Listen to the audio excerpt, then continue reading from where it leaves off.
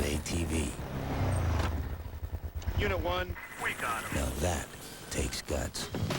Don't settle for anything less than the comfort, reliability, and engineering of a Kawasaki ATV. We've heard your complaints about changing your oil filter, trying to grip that slippery filter. That's why Fram, America's #1 filter, now has Sure Grip, a rough texture top for easy gripping and installing. It makes changing your oil filter a lot easier. Let's get down to Steve Burns right now. Well, Ken, number 40 of Sterling Marlin sits dead on pit road. The engine is off. He came down pit road with no oil pressure.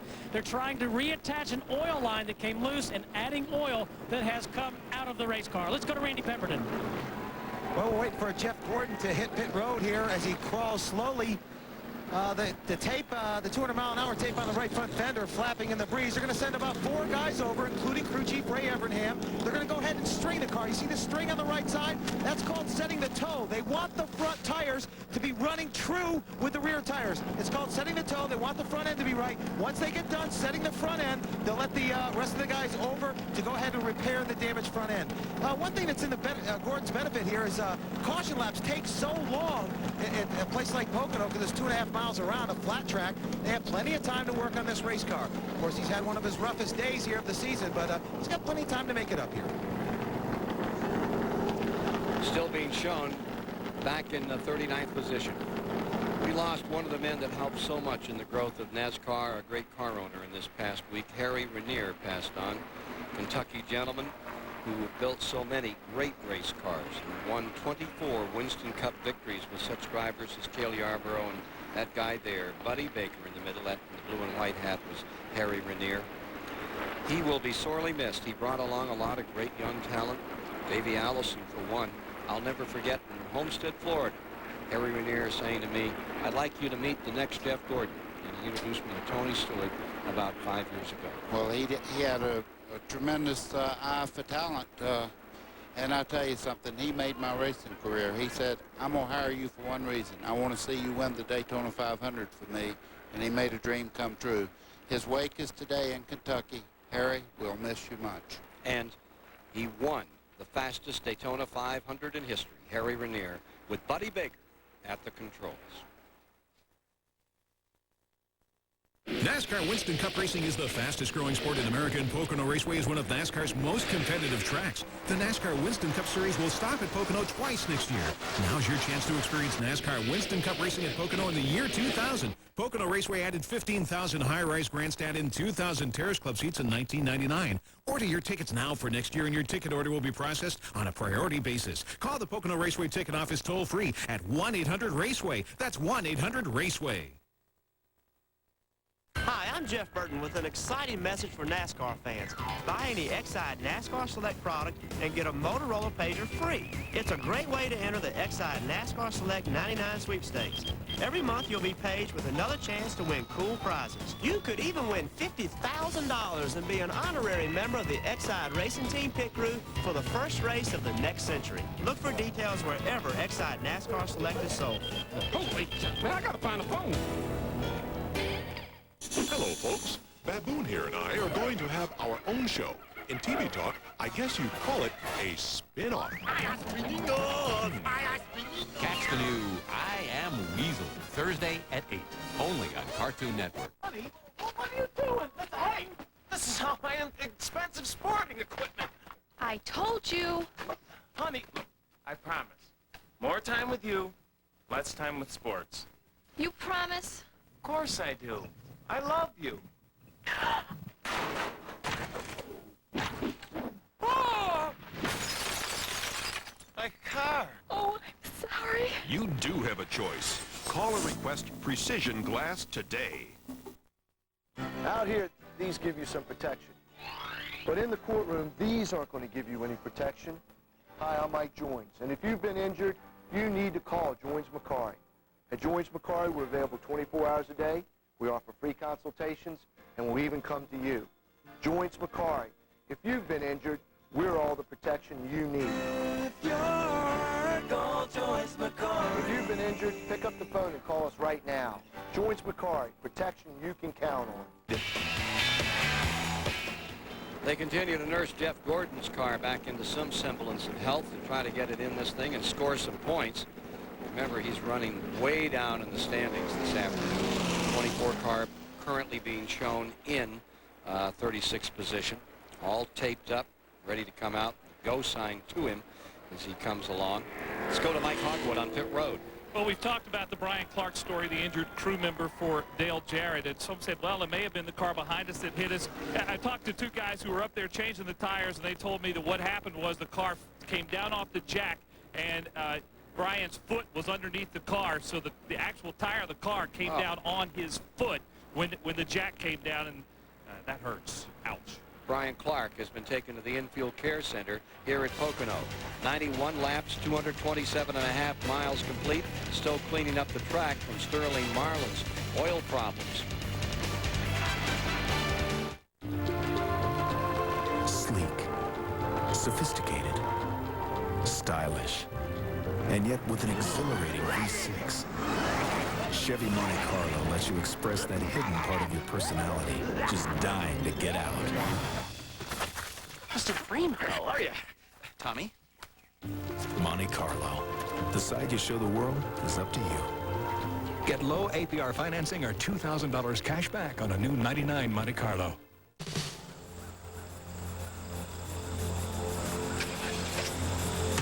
While we could give you a lot of reasons to buy performance friction carbon metallic disc brake pads from AutoZone, perhaps the most compelling is this. They simply stop shorter than any brand we've ever tested. Performance friction carbon metallic.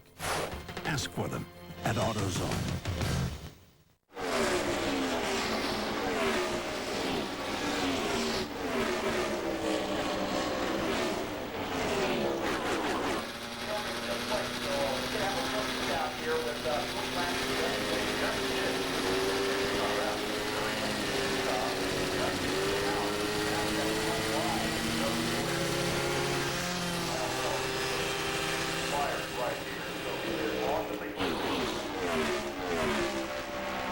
Tonight on the Superstation.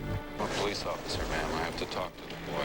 Nominated for 8 Academy Awards. This is a man's life. We hold it in our hands. Including Best Actor. You're gonna kill me? You're gonna shoot me? You're gonna shoot him? And Best Picture. You bring fear to this house. I've committed no sin. Harrison Ford, Kelly McGillis in a Superstation premiere. Witness, 8 Eastern tonight on the Superstation.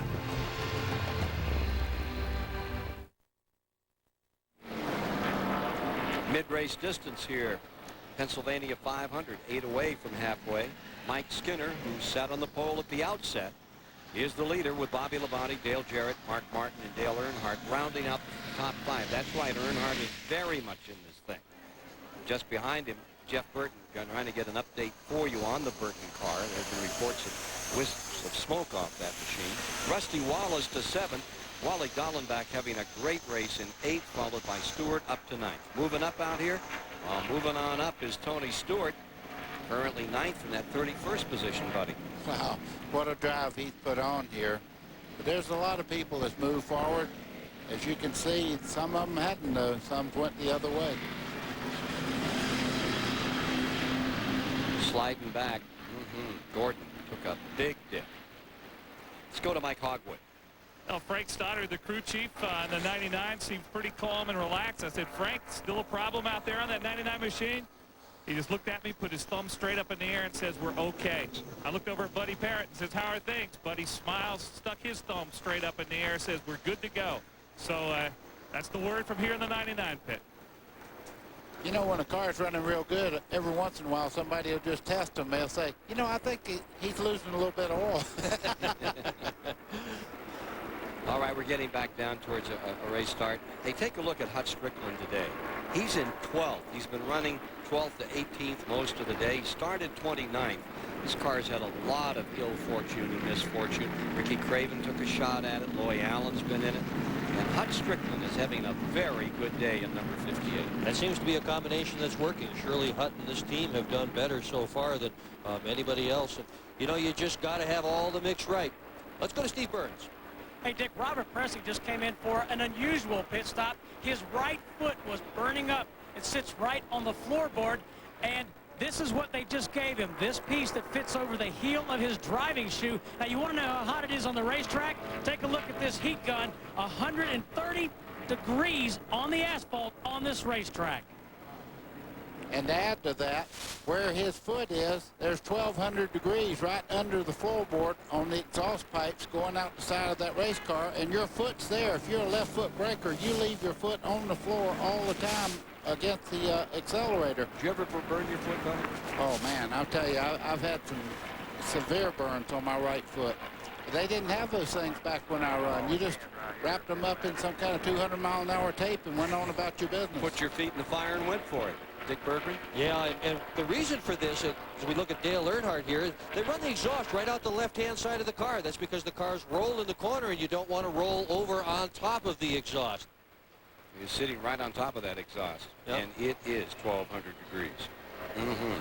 So we're watching stories from there. And as we're watching this on the racetrack in the garage area right now, they've got a passenger car pushing Kenny Schrader's car, trying to restart it, believe it or not. Talking about your heel, the other thing, they have an aluminum seat that wraps around the driver. I made the mistake of pouring water down my back one time. Whoa. It was Buddy a la jour. That'll just boil it up. Awful lot of heat in these cars. We're getting the field reset for a start with Skinner, Lavati, Jarrett to duke it out. And they're still cleaning up this oil spill that we've had here. Valdez. Rogaine Extra Strength is proven to work for 4 out of 5 men. I like my chances. Only Rogaine has extra strength, and it's proven to stop hair loss or regrow hair. Rogaine Extra Strength, proven to work. Here at the first hole of the Cooper Tire Invitational, a tough par 8000, dogleg left from San Francisco over the Mojave. A quick update, earlier leader Arnold Palmer in front of a pesky Giant O. Then he found the rough, and lots of it. Yet he seems to be moving along quite well. Bill? Thanks, Jim. Arnie, what are you using on this rough terrain? Cooper tires. All right, you heard it. Arnie, laying 6020. The world is your course. Drive on. Dandruff, psoriasis, scalp dermatitis. If you asked all the dermatologists listed here to recommend a therapeutic shampoo, Neutrogena T-Gel would come out #1.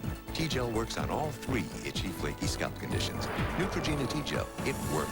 I'm Rick Hines for Patriot Buick Pontiac GMC in Williamsburg. In July, we celebrate our 25th anniversary. And to commemorate that anniversary, we're selling cars like we've never sold them before.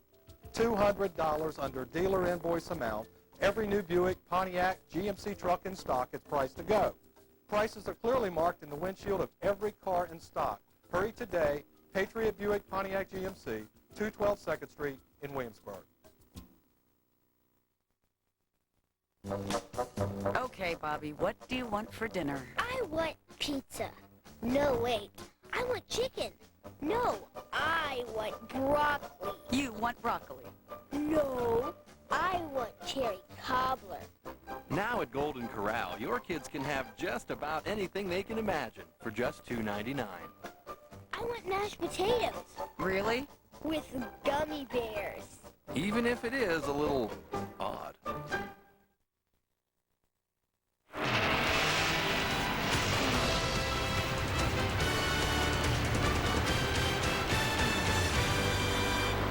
Coming up tomorrow, 7:35 on the Superstation, Atlanta Braves take on the Milwaukee Brewers. Braves struggling lately. Can they turn it around? Catch all the action tomorrow night on the Superstation. Pretty perky Pocono infield crowd here today. They're having a wonderful time. Elliott Sadler story. By the way, rain is being reported about 20 miles from here. We'll keep track of that. There's Elliott. Broken left foot. Qualifying yesterday, he hammered the wall down here in turn #1. He's got to be in some pain, but he's been trying to smile through it, keep focused on getting this Wood Brothers number 21 into a successful vein back here on this 2.5-mile track. As we get ready to go again, they've got Kenny Schrader's car started. He has just rejoined the field. Gee, I hope that wasn't a rental car they were using to push start that thing. Wow. He's like 15 laps down to the leader, Schrader, back in 40th. One of the dramas right now is on the inside of our leader, Jeff Gordon's going to try to get himself back in the lead lap again. 95 complete. They come to the stripe. Skinner, Labonte, Jarrett make that 96 laps now complete as they head into turn number 1. Getting towards halfway.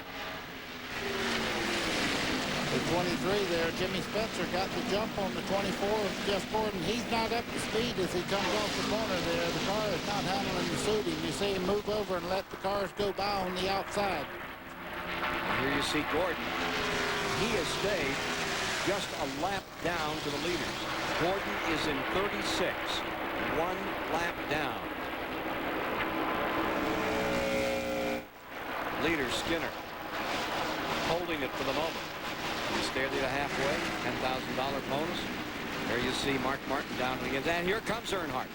Earnhardt on the go there. The black 3 is definitely on the move right now. Flashy move by Earnhardt, and he's going to pick up another spot. Find himself in 4th. Relegates Martin to 5th. Back for turn number 1. Let's watch the scramble and dogfight.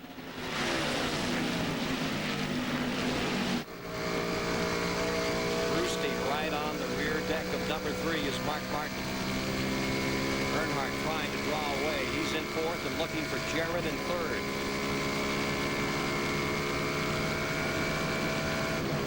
Just completed the 5th caution of the day. That for Sterling Marlin after he broke an oil line. Mark Martin looking to the inside of Earnhardt as they start down at turn 3. Does not have the position, though, to make the move. Richard Childress having a good time right now. Mike Skinner is in the lead in one of Richard Childress' cars. This is the other. Currently in 4th spot. Team cars, 1st and 4th. Driving along with Mark Martin as he shifts there. Don't waste much time as he moves in on Earnhardt. We'll see if Martin can make the move down here in 1. Shifts down, going in the corner. Picks up the throttle a little bit there. Closes in on Earnhardt as they start down Long Pond straightaway. How do they get that number 3 through inspection? It's so wide, but I tell you what, I know he's enjoying it right now because he and Mark Martin have staged some great races. See Mark Martin into the tunnel turn shifting again. 4 times he'll shift that car in 1 lap. Out the back of Mark Martin's car, looking back at Jeff Burton in the 99. He is in 6th spot, looking from 5th. Back to 6th. Rusty Wallace is 7th. Dallenbach 8th. Tony Stewart is sustaining 9th at the present time. As they continue to fidget and fight for first place, Skinner is there. But here comes Bobby Labonte trying to do what only 3 other drivers since they started having 2 races here at Pocono in 1982 have ever accomplished. Sweep it at Pocono, Pennsylvania in the course of a summer. Jimmy Spencer from the 23 is down laps. He's a couple down. Currently running at 37th spot. Down 2 indeed. You see him get on the brakes there and let these guys that are fighting for position go by as they head into tunnel turn. Coming to halfway. Halfway this time by. As they come to the line to decide the halfway distance on this event. We'll have Mike Skinner in front. Here he is clearing turn 3. Let's go to Steve Burns. Ken, you just talked about the 23 of Jimmy Spencer from local Berwick, Pennsylvania. They have had an ignition problem. They switched ignition boxes. That did not clear it up. The engine has a skip. They just can't figure it out. Spencer down a couple of laps here. Down 2. How about this Bobby Labonte in 2nd place in that green, number 18. Really closing in on Mike Skinner. He won here in June. We know he has the car, and he's making a move. Gordon comes down pit road again. Jeff Gordon on pit road another time, this time under green. Going to give up a lap here. He was 1 down in 36th position. He's going to have a pretty serious problem for this. Let's go to Randy Pemberton. They're going to go ahead and shut the motor off. Jeff Gordon thought the car felt a little funny even during caution laps prior to going green. He just couldn't get a sense of what it was. They're not sure. They're going to go ahead and lift the hood. They have to tear all that tape away as well, and they're going to check the right front. They don't know what's wrong with it, but the wheel suddenly jerked out of his hand and kind of jerked to the right. So he wants to come in and take a good look at it. They're going to go ahead and string it again and try and check the toe in. Well, all that trouble that came from the rubber beating on the race car will damage all sorts of things. 5th in points when he came in. Race is now official. Completed that 101st lap. There's going to be a new sheriff in town, too. I'm watching. Here comes Mark Martin on the inside of Dale Earnhardt as they head down the back straightaway. Martin very quick in that part of the racetrack. Back to 4th. Mark Martin. And if you're just joining us, this is the story of the race for so many of us. Here is a guy with a broken knee, a broken wrist, bruised ribs. Takes 2 guys to load him in there, and he comes out, runs up for the front row in qualifying, has fought his way back from the end of the longest line, 35th to 36th, and he's ready to challenge the leaders. This is Batesville, Arkansas's Mark Martin, and if you want to define what stock car racing is all about, the name is Mark Martin. Yes, and his teammate right there got by Earnhardt also. Whoa. Look at Jeff Burton. Looking back at Earnhardt now. He's beginning to show some muscle. Yeah, Earnhardt lost 2 spots in that last lap around there. Mark Martin went by, and his teammate Jeff Burton also made the pass on Earnhardt. Looking back at the 1987 and 93 champion of the Pennsylvania 500, Jarrett, from Jeff Burton's perspective, in that Exide Pontiac. That's all blue skies you see on that side of the racetrack. But we have clouds that are moving into the speedway, as you can see coming off this corner here in the background is much darker. Naturally, that guy in front is saying, we can't wait for that shower. Well, maybe there won't be one. Everybody else is saying, let it rain on somebody else's parade. We want to go after it. Dale Jarrett is closing in on the second place battle as we watch Mark Martin pull away from the 99 Jeff Burton a little bit as they go around the racetrack. Remember Burton in 4th. Burton in 5th. Martin in 4th. On board right now with your 5th place car, Jeff Burton, as he tries to close in on Mark Martin, 4th place car. Top 3, Skinner, Labonte, Jarrett. Burton runs really, really well here. He's got top 5 finishes in 4 of his last 5 starts here at Pocono. He's been 3rd twice in a row in this event. And boy, what a race he pulled off at New Hampshire a couple of weeks ago, coming all the way from 38th spot to win the thing.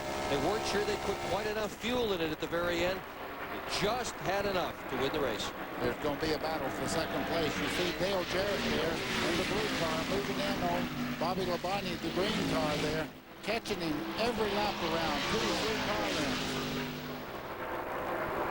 Jarrett definitely has intentions on this Pennsylvania 500. Wouldn't it be something if he stormed up 2 and 1? That had changed just about everything underneath that car yesterday. His rear gears got changed, the transmission got changed, the motor was changed this morning.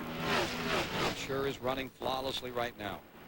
Remember in July of 1995, this very race, Ken Squire, Dale Jarrett was just about to lose his ride, according to virtually everybody in the garage area. He came to Pocono, started in 15th position, led just 26 laps, but won it. And they said, aha, he can drive after all. I guess he can.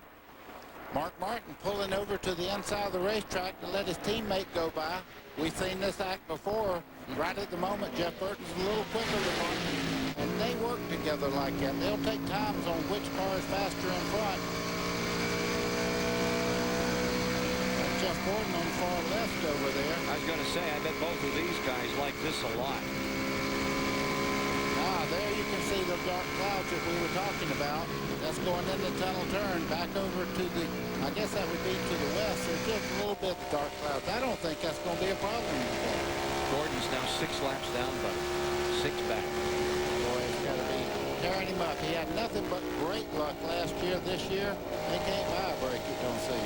Certainly 9th position, 39. Well, he's finished 20th 6 times already this year. Just twice he was over 20th in all of 1998. Been a tough year for Jeff Gordon and his fans. He's fast, but he just is having some things happen that didn't happen to him in his championship-winning years. It usually happens to everybody else but him, remember? Yes, and we're talking about that. Dale Jarrett has nothing but good luck. He's out on the racetrack yesterday, has a gear locked up. If that had been the second lap of the race, you have to have luck along with it. you say you work hard, you do this and that. What if that gear hadn't given him the problem? And second lap into the race, he'd had the problem. He would have been sitting on the sidelines right now instead of third place as he's going around the racetrack. You have to have that car to win the championship. This year, everything's going right for the Jarrett team. By 240 points going into today, and he's building on that point lead right now. Did you see how close Jarrett came to the wall coming off that corner? Now, that wasn't exactly what I was talking about. But that's, I tell you what, that was pretty driving. It really was. He is dancing with that race car today, just carrying it through the corners. He and that car are one. I tell you, he's having a pretty good run. That's Bodine. Jeffrey Bodine in the number 10 car, or the number 60 car, finds himself in 10th at the present time. Jeffrey Bodine. Talking about Jeffrey Bodine, he's the lap leader of all times here with 784 laps that he's led in this particular races up here in Pocono. Yeah, but he's looking for his first top 10 since Rockingham. He was 8th place there. So this is a good run right now for the power team, number 60. Well, if he's going to do it anywhere, he's going to do it right here at Pocono. He's won this race twice. He won it in 1990, won it again in 1994.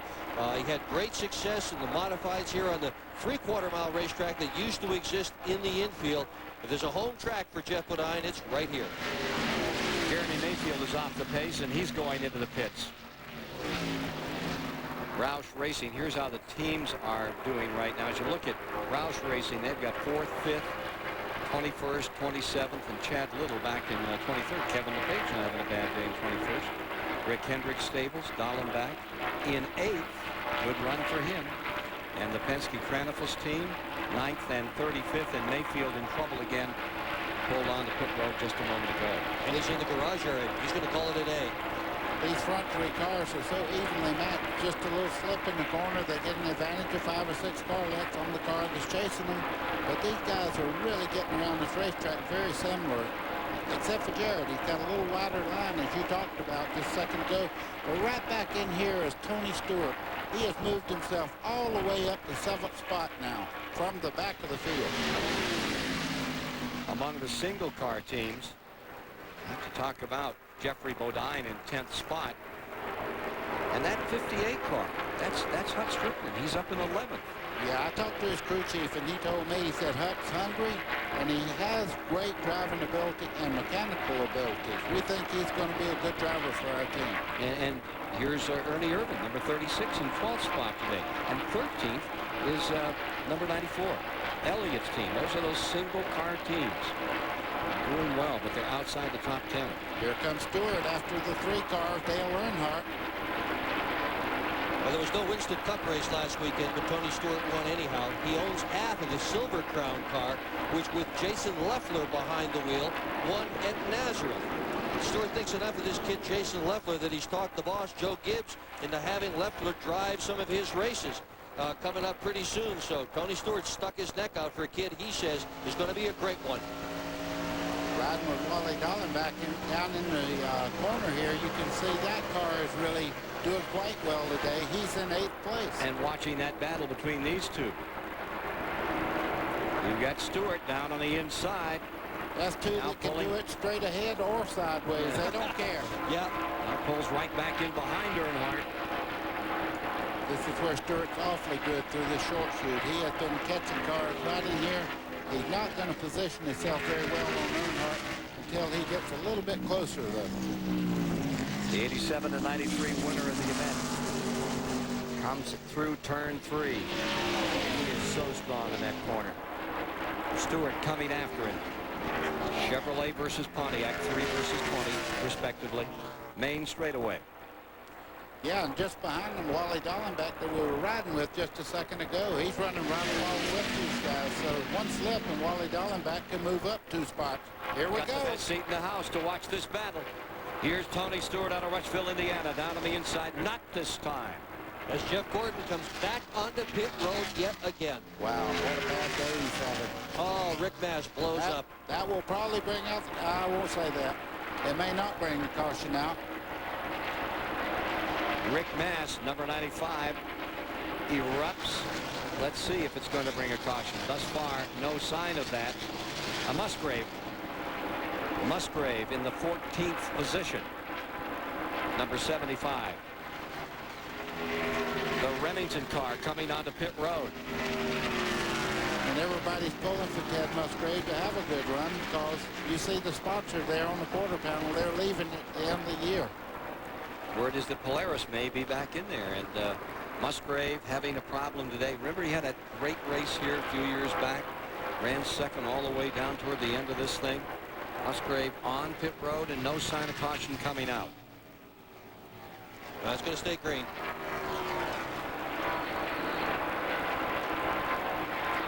Teddy Musgrave, one of the very first drivers you'll see in the garage area on any given day.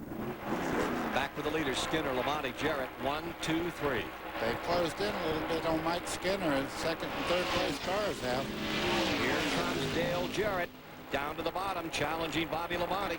Crowd on their feet down the front straightaway, waving him on.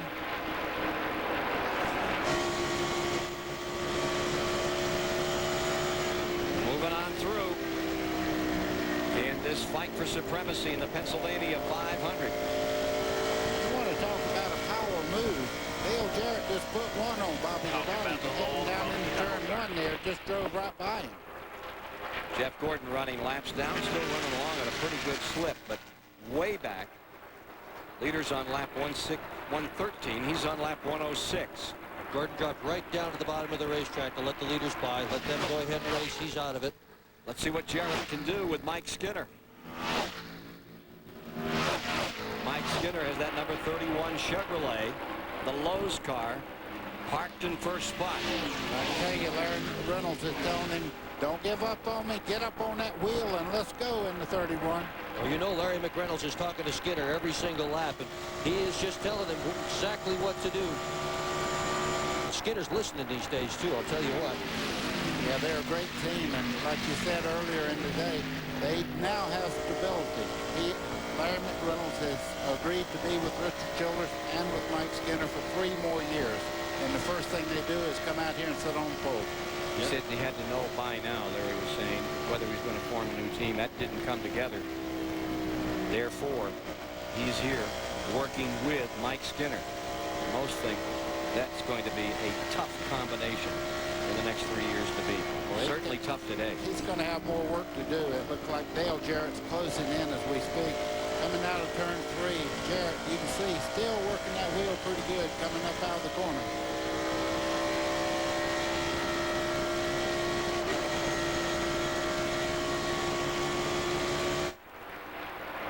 Mike Skinner under attack. Jarrett right there behind him. Let's go back to the pit area. Well, crew chief Larry McReynolds for Mike Skinner has just talked to him. They're going to pit probably about lap 121, so about 6 laps. All the leaders will start coming in for green flag pit stops. Everybody, one eye on the racetrack, one eye on the weather right now. It'll take more than 1 pit stop to complete this race right now, but they're coming in about 121. 115 laps complete, and take a look at Tony Stewart digging in, going on Earnhardt. Got it. Earnhardt will try to come back on the inside as they come off this corner. That's a patented move, but not on Tony Stewart. Tony came through there. A lot of speed through the tunnel turn. We'll be back to see those pit stops upcoming very shortly. And watch the war continue in the 26th annual Pennsylvania 500. Meet Boone Tidwell. Bounty hunter. Knows crime doesn't pay. Knows Chevy S10 does. Standard 4-wheel anti-lock brakes on every model. Plus more interior room and a bigger bed than Ford Ranger. It's what IntelliChoice calls a best overall value. It's what Boone calls his best catch yet. Chevy S10. Like our rock. Rhonda Drury started working at Jiffy Lube 6 years ago. Today, she's a regional manager. She'll tell you that signature service is more than just an oil change. Wherever you live, you'll find experienced people just like Rhonda at your neighborhood Jiffy Lube. Jiffy Lube Signature Service Oil Change. Our name is on the line, and we offer Pennzoil. If you're looking for a DirecTV system, the best place to buy one is Circuit City. We'll help you get exactly the right satellite system for your home. Enjoy over 40 channels for just $19.99 a month with select choice programming from DirecTV. And right now at Circuit City, you'll get a free self-install kit, a $50 value. Or we'll come out and professionally install your new system for just $99. Our knowledgeable sales counselors can answer all your questions. So check out DirecTV today at Circuit City.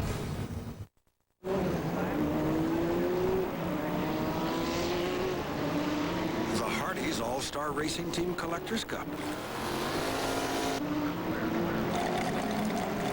Martin's coming in for an unscheduled pit stop. It holds 44 ounces of your favorite beverage. Even if you can't. Get the new Mark Martin, Jeff Burton Collectors Cup. Now at Hardee's.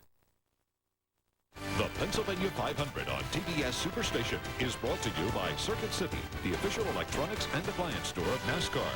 By Napa Auto Parts, we keep America running. And by Hardee's.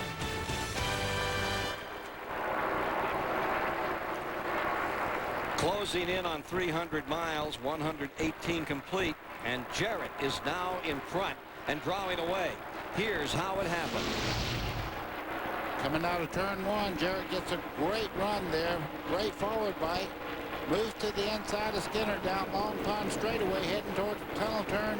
About right there, Skinner says, I think I'll let you have it. He backs out of the throttle. Jarrett takes over right there. Great run down that back straightaway. On the pits.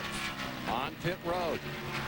Pit stops right on schedule, and it will be Dale Jarrett first. Ford credit rig coming onto pit road. Easing down for a stop. Right side rubber ready to go on. New tire change. More tire change under green for Dale Jarrett all the way around. 2 full cans of fuel. And right there. There it goes, out of the pit. 17 and 6/10 seconds to stop. Mark that one down as we get into pit stop time. That comes while they're working the 119th lap. Here comes Bobby Labonte headed towards pit road as we speak.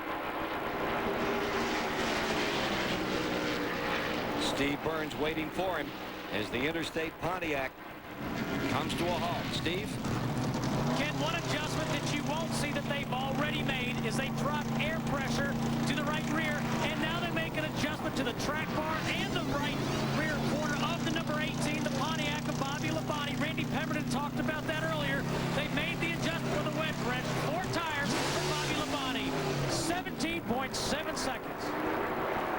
Quickest thus far, Jarrett. Mike Skinner still out there.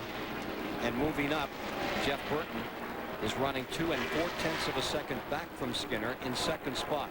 Mark Martin is running in third. He is 5 6/10 of a second to the leader. And in fourth is Tony Stewart, 7 4/10 seconds back as we move into this pit stop period under green. This time among the leaders, looks like they're all staying out there. Nice lead for Skinner. But it's trimmed by 1/10 of a second. And Jeff Burton has been nipping away. Now Earnhardt comes on pit road. Earnhardt on pit road. He is in the 6th spot when he first came onto the pit road. Here comes the right side rubber for number 3, 2-time winner of the Pennsylvania 500. Little adjustment to the back of the race car there. He is also going to do a 4-tire stop. Clock ticking away. 4 tires and fuel and 17.2. That's why you want to work for Richard Childress. Here comes Skinner heading towards pit road. Now watch this McReynolds crew go to work. Randy Pemberton waiting on car number 31, who has been your leader. The lead is now inherited by number 99, Jeff Burton. Randy? This is where these guys make their money. It's going to be a 4-tire stop. Likewise for the rest of the leaders that are pitting down on pit road right now. 4 tires for Mike Skinner. They said do a nice, smooth stop. Don't let anything go wrong. They cannot make it with one more stop from here. It'd still be over 40 laps, so it's going to take at least one more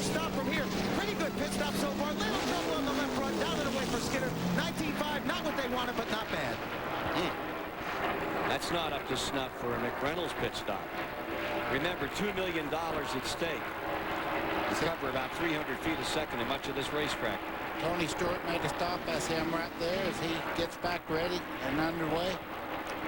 Jeff Burton out in front. Mark Martin now finds himself in second, 3 seconds back. Here comes Burton in. This could be a very good pit stop. Frankie Stoddard's crew is really hot to make this look good. The XI batteries, number 99, which has been leading with Jeff Burton. At the keyboard, slows down. Nice stop. Right side, I'm sure he's going to go all the way around. No adjustments. First tank of fuel is in. Left side tires being strapped on. That one pump jack there, they can get him up in a hurry. He also had time to 18.1. Gave him a little refreshment and put him back out in 18 and 1/10 seconds for Jeff Burton. So critical. You run so hard for so long. And here is the new leader. Story of the day. He's coming in right now. Let's see what they can do for Mark Martin. He's down. Steve Burns is waiting for Mark Martin as he comes on the pit road. Ken, as we said at the top of the show, Mark Martin is racing with a broken left wrist, a screw in his left kneecap. Now it's up to the crew to make him feel better. Mike Garrett is the jack man. Sean Parker changing tires on the right side. A good stop so far. A chassis adjustment to the right rear corner to Jack. Garrett has it up on the left side. A very quick stop. Mark Martin takes a drink of water, and they're done. 16.4 seconds. Great pit stop. You know that team wants to see Mark Martin win this race. That's the fastest one we recorded. 17.2 was Earnhardt. Mark Martin out in great time. And there's your leader at the present time. It is Jeffrey Bodine getting an opportunity to lead in number 60. Been a while since that has happened. And he has come from 42nd spot, one away from absolutely the last car in the field to lead today. Big day for Jeffrey Bodine. He's sat on the pole 3 times at Pocono. He's won this race a couple of times. Giving that car a really good ride. Jeffrey Bodine. Well, what a stop for Mark Martin. They can smell opportunity in the air on that race team. They really want to give Mark everything possible to keep him in the hunt. It's going to be interesting to see who really won all the battles there as they sort out and everybody stops and we go through the cycle of pit stops. Who actually is out there and gone? 5 seconds behind Bodine is Rick Mast in second. And Kevin LePage finds himself in third. He's another 4 back. But Jeffrey's a good comeback story. He sure is. He's had the most DNFs this year, led just 1 lap so far. It is so nice to see him up front again where he belongs. Stanton Barrett just pitted. 4th spot is now Benson. He's 13 seconds down to the leader. Here's Mike Hogwood. Well, here's one guy who's not worried about a quick pit stop, Jeremy Mayfield. He's been back in the garage for a while now. He has his helmet on, and every member of his crew is underneath that car. He lost 3rd and 4th gear. So they have worked hard to give it back to him, and we'll get him back out to run around for some points. But not a good day for a former winner here at Pocono, Jeremy Mayfield. STP pit roundup. And there's the story from Mayfield. Jarrett is being shown 5th out here at the present time. Yeah, the people that stopped right now, he is the guy that won the battle as they got back on the racetrack and blend in with the fast traffic. He's still a good ways back. He's 16.5 seconds behind Jeffrey Bodine, who is currently your leader. Look who's back. Ward Burton's number 22. And he laps down, but hey, they don't give up in Western Cup. Those few points that he might pick up might mean thousands of dollars at the end of the year. Ward Burton working lap 85 while the leaders are on 126. Extensive work done to the cap. Napa leaderboard here. Going back through the field for you. Napa leaderboard showing where they are on the track.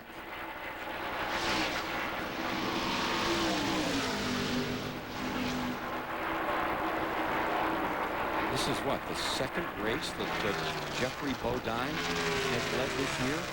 Is it? California, maybe? Right?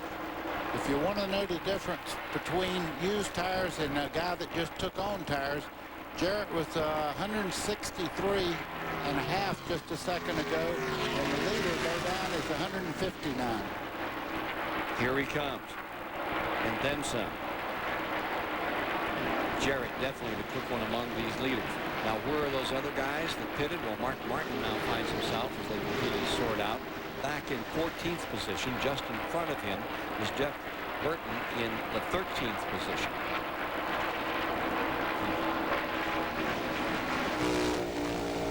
On board with Jeff Burton, 13th, and Martin is just behind him.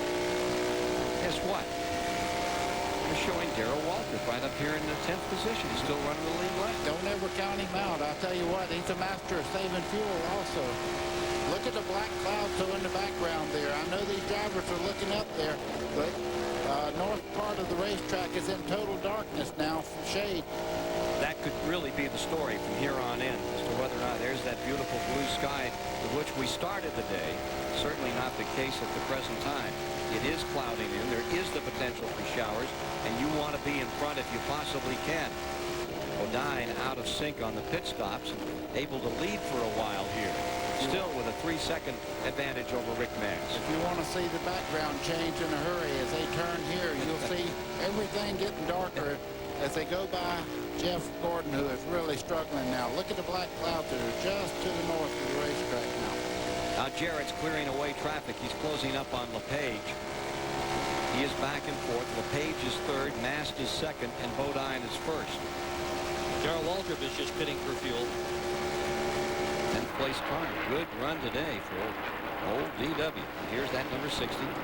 Still staying with the lead.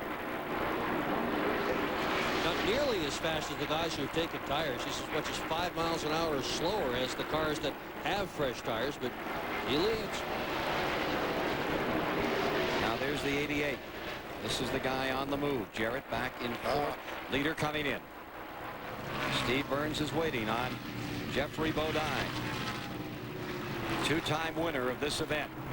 Hey, Ken, we think he's going to take just right side tires, try and gain some track position. The number 60 of Jeff Bodine. They tear off the tearaway visor on the windshield to give him a clear look. And it is just 2 tires for Jeff Bodine, getting as much gas in as they can. Taking them a bit longer, but yeah, they want to get enough gas in. 15.7 seconds for Jeff Bodine. On a 2-tire change. And now Cale Yarborough's colors. What colors? Woody Woodpecker. Number 98 is in front. Rick Mass getting a chance to lead the Pennsylvania 500. I told him I wouldn't have run fast enough to make him lean the other way on this quarter panel. He's leaning forward there. When he leans back, he'll really be in the wind. Somebody must have had a lot of paint left over. Look at that. That thing's got just about every color imaginable on it. That's the new modern look. Oh, is it? Yes, it is. Kevin LePage stays in second, and he's coming in. He's on the pit road. And I think for the first time in his career in Winston Cup racing, Kevin LePage is going to lead a lap. Here's the 98 slowing down. So we're going to go through this transition to find ourselves back with Dale Jarrett in a moment. Mike Hogwood. We're in the 98 of Rick Mast, and he brings that Woody Woodpecker car in. They're going to get 4 tires and fuel. They've done plenty of discussion, no adjustments. Rick Mast is having a great run in this 98 machine. A lot of enthusiasm about this team. They're down and away. 17-2, a good stop for Rick Mast. Yeah, they are pumped up. And there's your leader, Kevin LePage. Leads here at Pocono, Pennsylvania in the TV guide. Ford automobile out of Roush Racing. Wouldn't be surprised if he gets his lap in and he gets himself on the pit road. Yeah, that's a pretty big story with the 16. I've been informed that they don't come up with a sponsor and they don't get TV Guide back for next year, that could go away. He would be looking for a ride. He wouldn't be with Jack Roush if they don't find a sponsor. He certainly did well with Joe Falk last year and got that Roush ride. He gave that Falk car some beautiful runs in the course of 1998. Well, hopefully somebody will sign up with him, because I'm high on Kevin LePage as a driver. I think he has a lot of results. He's a fine race driver. They've been through several crew chiefs trying to get the right combination. The promise that is there simply has not yet been fulfilled. But there is a lot of promise in this young man who is leading in Winston Cup for the very first time in his 49 start career. just a car back from him, and closing quickly is Jarrett to take command of this event. There's Jarrett come down out of the corner. Here comes Dale Jarrett. He shoots down to the inside, moves under Presley. On board with Jarrett as he chases the leader, LePage, down into turn number 1. This is a great shot. Watch him as he heads down in the corner, close to 100, downshifts right there, hugs the bottom of the racetrack, picks the throttle back up. Now he'll go down long time straight away, probably faster than anybody right now because that car is booking. He's more than a mile an hour faster than LePage in the last lap. Headed for what Kenny Wallace has called the hairiest turn in Winston Cup racing, the tunnel turn right here at Pocono, Pennsylvania. And LePage holds the line and still stays in front, but Jarrett closes in. Yeah, it's just a matter of time right now. He's got a very fresh car. See, he catches him about 6 car lengths. I think LePage is on his way to the pits right now. Boy, DJ working that wheel. You're right, buddy. On his way to his pit stop. LePage last pitted on lap 90 under yellow. Most of the leaders had pitted on lap 80, and that gave him a chance to stay out a little longer. Here he is, tire mark down the right side. Kevin LePage out of Shelburne, Vermont. Started racing up in the Green Mountains. Moved on into the Busch Grand National Series of NASCAR and now into Winston Cup racing. Here's his stop. Backing the car up, taking on right side. You see him cleaning the front of the car off. There's a lot of rubber buildup as they clean the windshield. Lay the first can of gas over, second can going in. Up goes the left side. 15 points. They're already up to 17, 18, 19 seconds.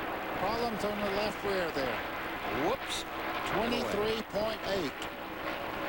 That's how you lose races big time. So Jarrett is back in front at lap 134. Market is 134. When they finish the rotation, the cycle, it puts Jarrett back on top in the number 88.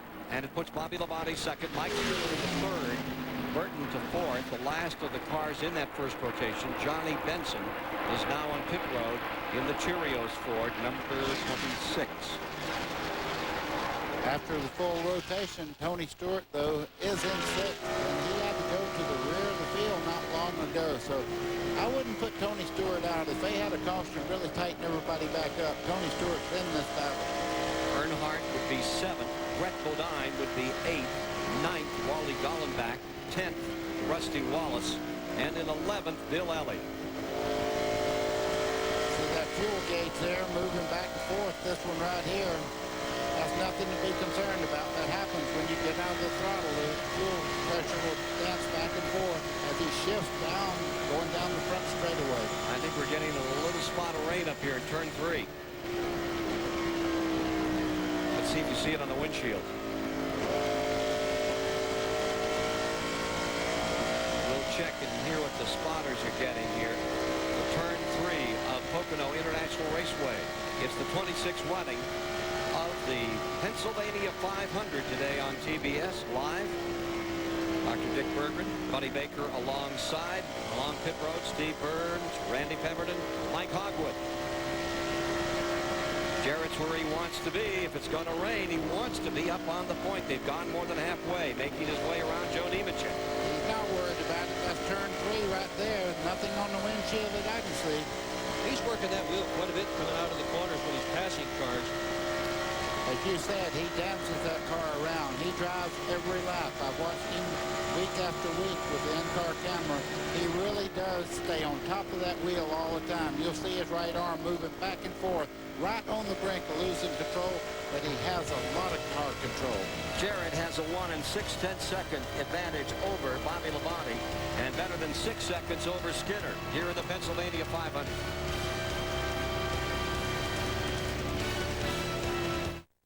Tonight on CNN and Time, her dramatic emails captured the horror of war. Now in her first interview, the girl known as Adona shares her story of survival. CNN and Time, tonight 8, 7 Central on CNN. Hey, Puss. What's in the crate? Say, don't tell us. You don't know. What do you smell, boy? Open the crate.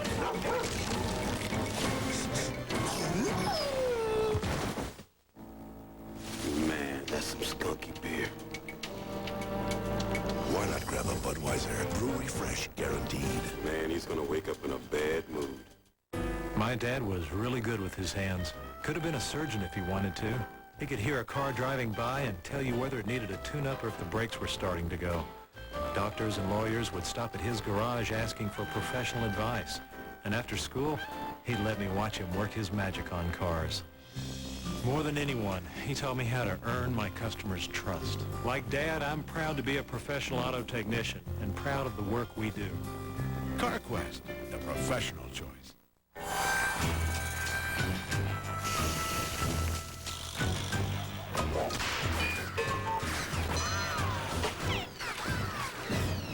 Maybe these'll help. Sunglasses? Like the ones Jim West wears in that new Wild Wild West movie.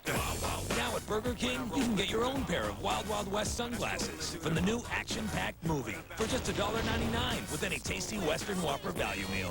Who's Jim West? I don't know. What's a movie? When you have it your way, it just tastes better. Rock and roll! We love you!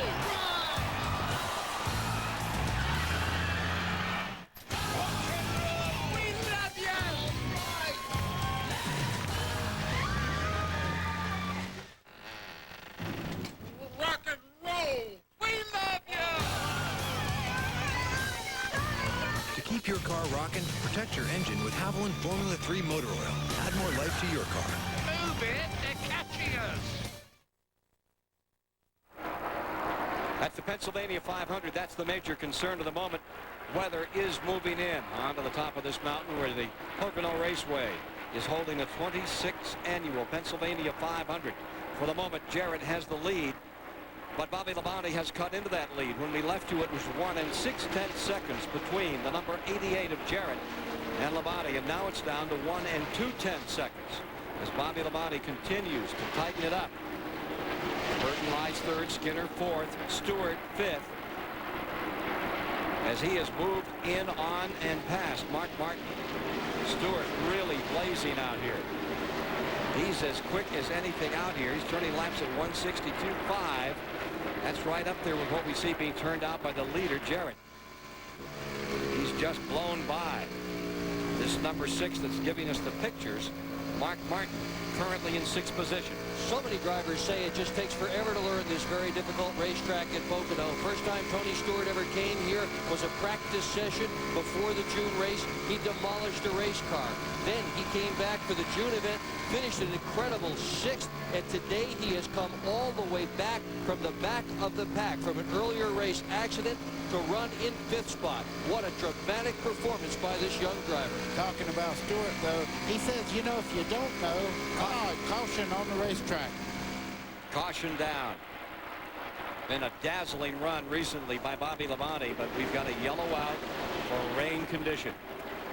They come around. I'm going to finish that story on Tony Stewart. He said, I didn't know what I could do or couldn't do. He said, now I know what I can't do. They just began to slither a little up here in turn 3, and NASCAR's put the flag out before anybody ends up with a car in the wall. You don't want to wad it up in that manner. NASCAR being very careful about that. Well, NASCAR has spotters all around the racetrack, and this is a big enough place that they really need to do that. And they will rely on the judgment of the individuals who are in the various parts of the speedway. It is not at all unusual to see a situation like this as we ride with Jerry Nadeau, where part of this racetrack is under nice, clear, sunny skies, and part of the racetrack is wet. 6th yellow of the day. And Jerry Nadeau, who moves on to Rick Hendrick Racing next year to take over the Budweiser ride, finds himself here today having to scrap some. He had a tough day in qualifying. Started well back. He now finds himself running in the 26th position after he started 41st. Looking out of the car, you could see the right side of the windshield pretty greasy there, but you don't look out of that side. The driver only looks out of the left side of the car. You can see that's that's like, yeah, this part of the windshield right here, it's like the inside of a fish aquarium. Left side pretty clear. A dirty fish aquarium. Algae everywhere. Clean that fish aquarium or your mother's going to have a word with you. Well, Nadeau's got quite a future ahead of him. He'll be moving into the 25 car next year. That is a fine, fine ride. He's done well here, but that's a great one. So caution is out around the speedway. Jarrett, Labonte, Burton, the front three. Let's see. Here are the spotters up on the roof. Oh, Sadler has come to a halt. And there's Elliott Sadler, a little frustrated, running in 25th position. And he's running a lap down to the leaders. We'll try to check on what the condition is of the Wood brothers. Number 21. Let's go to Mike Hogwood. Well, we're getting reports in the Dale Jarrett pit. I've not confirmed it with Todd Parrott, but we have heard on our scanners that there is a problem with the clutch on the 88. On the racetrack. And he doesn't have a clutch. Okay. I want to follow that story. This is your leader. That is the story of the race. As Dale Jarrett tries to press for this victory, if we got a real rain, but I can't believe we get a long shower, buddy. Yeah, and talking about that clutch being out, that'll be a real problem if when he comes in the pits trying to get back out. Once you get up to speed, you don't use the clutch at all to shift gears, but that could be a problem when he stops. What about on a restart? No, that won't be a problem because you're underway there and you don't use the clutch once you're really moving out. Here's Earnhardt back on pit road. What are we showing? 23 cars on the lead lap. Here's Wallace in as well. Looks like they're going to do a banzai attack here when we get back underway. Looks like we're going to do some more racing because these guys keep up with the weather, and a lot. NASCAR has a weather channel that they have in the truck over in the infield, and I'm sure they went over there and looked to see how wide this rain is around here. It looks pretty isolated to me. The weather is the story of the moment here at Pocono. That's what's coming in. There's a light shower here.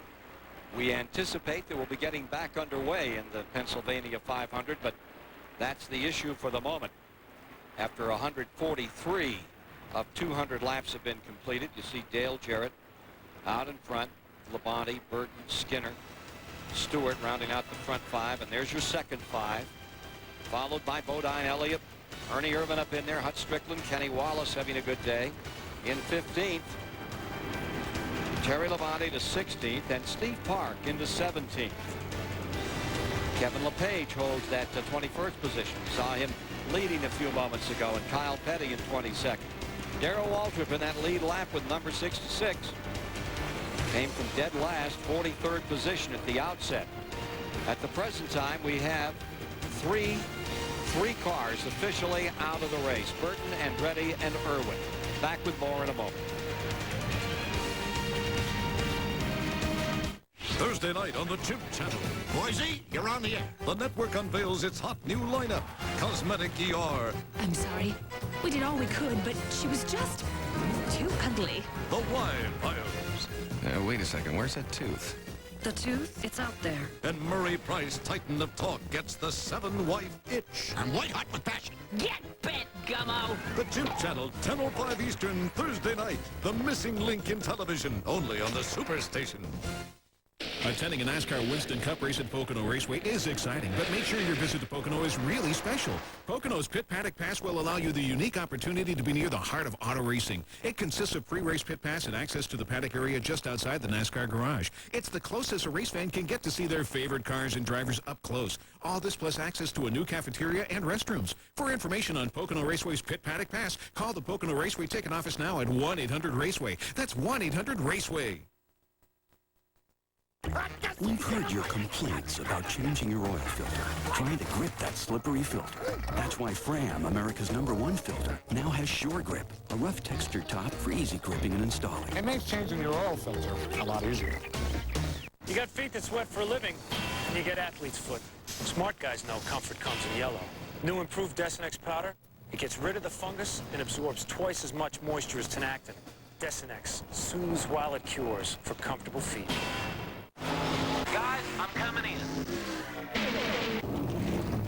What is it, Mike? Is it too loose? No, it's my kitchen. I want to remodel, but I don't know where to start. What? Dave, you're the kitchen guy. Get in here. Okay, here's what you do. When it comes to home improvement, there's no better team to work with than Team Lowe's. Lowe's, proud sponsor of Winston Cup Team number 31 and its World Championship pit crew. Hey, Larry, let me talk to that kitchen guy again. It's free.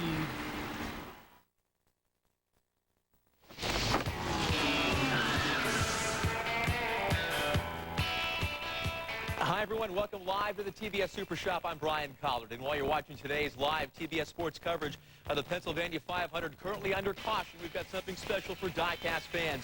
The Jeff Gordon 124 diecast metal Star Wars car, a one-time paint scheme only from the folks at Action Performance, part of the Busch Series Racing for Gordon, done to exact detail at only $58.50. Call us toll-free at 1-877-577-SHOP. Also available, the Dale Earnhardt 124 diecast Wrangler car, a one-time paint scheme from this year's The Winston at only $65 from the folks at Action Performance, a one-time paint scheme from Dale Earnhardt. Call us toll-free at 1-877-577-SHOP and check us out online at tbssupershop.com as we go back to Pennsylvania. Yes, it's Dale Jarrett in the lead. 145 laps, 362 and a half of 500 miles completed in the Pennsylvania 500, and a rain condition is keeping the cars under a yellow flag at the present time, the 6th of the day. Dick Bergman. Well, the rain has quit all the way around the racetrack now, so we should be getting a start here pretty soon. They've got blowers on the racetrack to dry it out and clean it up, and we ought to be ready to go. To Mike Hogwood. Well, we're in the Dale Jarrett pits where things are really, really tense right now, and the clutch problem is the big concern. Now, they can still run, as Buddy Baker was saying, without the clutch. The problem is going to be on the pit stops and getting out off of the pit road under a green flag pit stop. It's not going to be easy. They are talking about a possible solution. They've asked Dale to pump the clutch to try to pump it back up, but so far he's putting it on the floor and nothing's there. Trying to get that hydraulic clutch to work again. All kinds of things could be wrong there. There's some mechanical leakage and hydraulic clutch inside. Let's take a look at what's happened if you're just joining us here on TBS today. At the outset, Mike Skinner brought the field down after qualifying at 170 miles an hour. First incident of the day when Jimmy Spencer gets together with Kenny Irwin, and that ended Irwin's day early. He was a little hot about that one. On lap 44, look at this move. Jarrett down to the inside. Flanking in the middle, Skinner on the outside. Jeff Gordon in taking first. Trouble here. Andretti pounding the wall in turn number 1. On lap 58, Jeff Gordon goes in the lead around Dale Jarrett. Lap 77. Crowd goes wild as Gordon goes to the pits. Right tire torn to pieces. Here's the move. Dale Jarrett down the inside. Getting under number 31, Mike Skinner. And in command of this race where we are right now. They're going to go green next time by. Oh, Bobby Labonte start to come in, and so did Skinner. Yeah, both of them were coming in. Then the word came down from their spotters. Hey, Randy, what happened there? Oh, it's been utter agony down here between Mike Skinner and crew chief Larry McReynolds trying to figure out if they should indeed pit.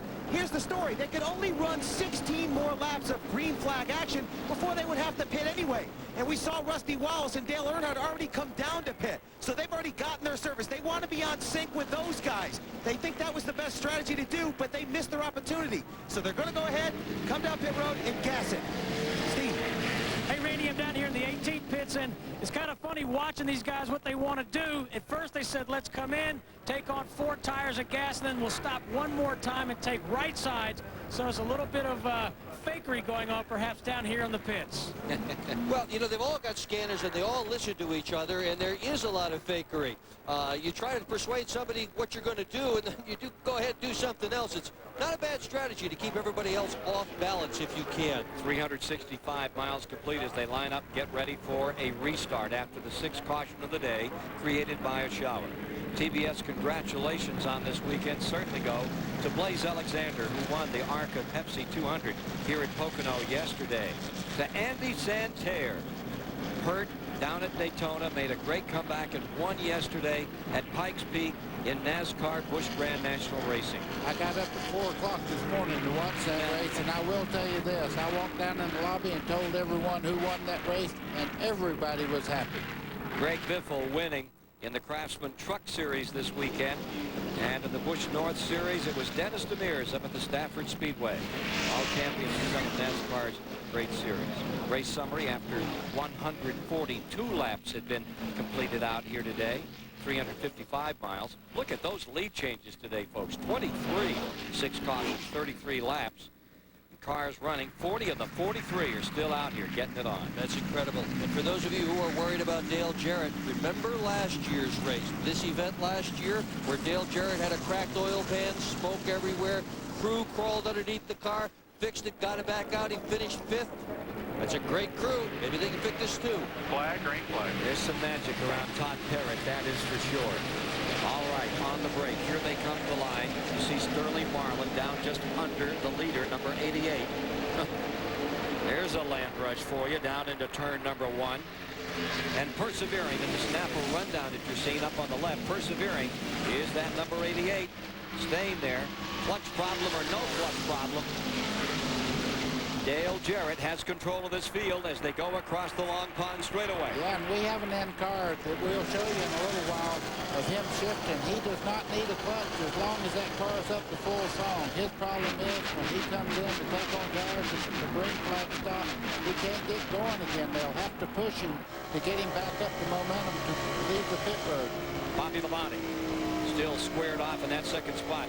Look at Jarrett work right here. Yeah, he's going to try to build himself a little lead here if he can, because that pit stop is going to come.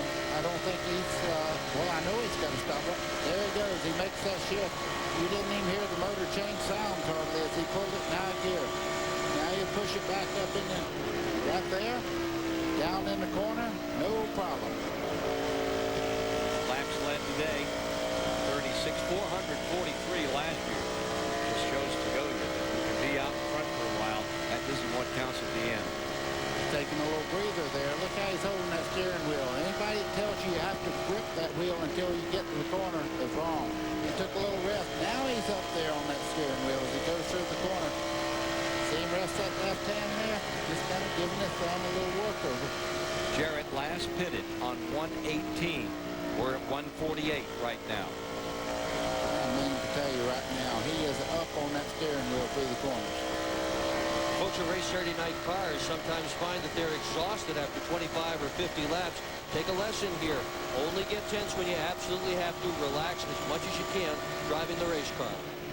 From Bobby Labonte looking back at Jarrett. Bobby Labonte's closing in. As a matter of fact, he pulled down some 8-9 car lengths in the past couple of laps, so Bobby's on the move also. Here you see that front pair, and you see them drawing away a bit from Burton in that number 99. Burton falling back just a bit from those two drivers that have put on and demonstrated such great racing today, Dale Jarrett and Bobby Labonte. Now Labonte trying to be the 4th driver in history to win both races at Pocono in a single season. He and Jimmy Makar, his crew chief, just have that special something that we look for in the driver and crew chief, just like Jeff Gordon and his crew chief and so on and so on. Todd Parrott and Dale Jarrett. What a real get-together those guys have made up for great crews. You know what, buddy? You look at the guys at the top of the field right now, and every single one of those guys has a terrific relationship with their crew chief. It's absolutely essential that driver and crew chief be effective communicators. The driver has to be able to sense what the race car is doing and tell the crew chief in a language the crew chief understands well enough to make the proper adjustments on the car to improve its performance. There's a lot of trust, too. When a guy says, I fixed the car, I've made a change, you haven't got to go on the racetrack with it yet, I'm going to start you on the race like that, you say, okay, I know you know what you're doing. Yeah, a lot of trust, too, when you say, don't worry about a thing. You can go in the first corner and not lift. Everything's going to be just fine. Last pit stop, Jarrett was in at 118. We're at 150 right now. Bobby Labonte was in at 119. Jeff Burton at 123. And lap 122 for Skinner and Stewart.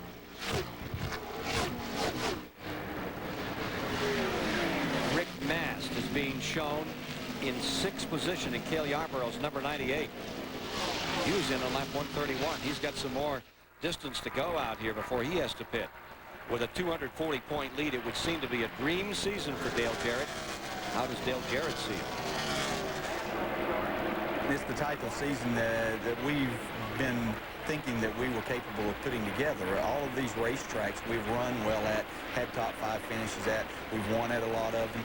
So I wouldn't say it's a dream. I think the biggest thing is we've eliminated problems, and whenever you can do that, that gives you an awful good chance at the championship.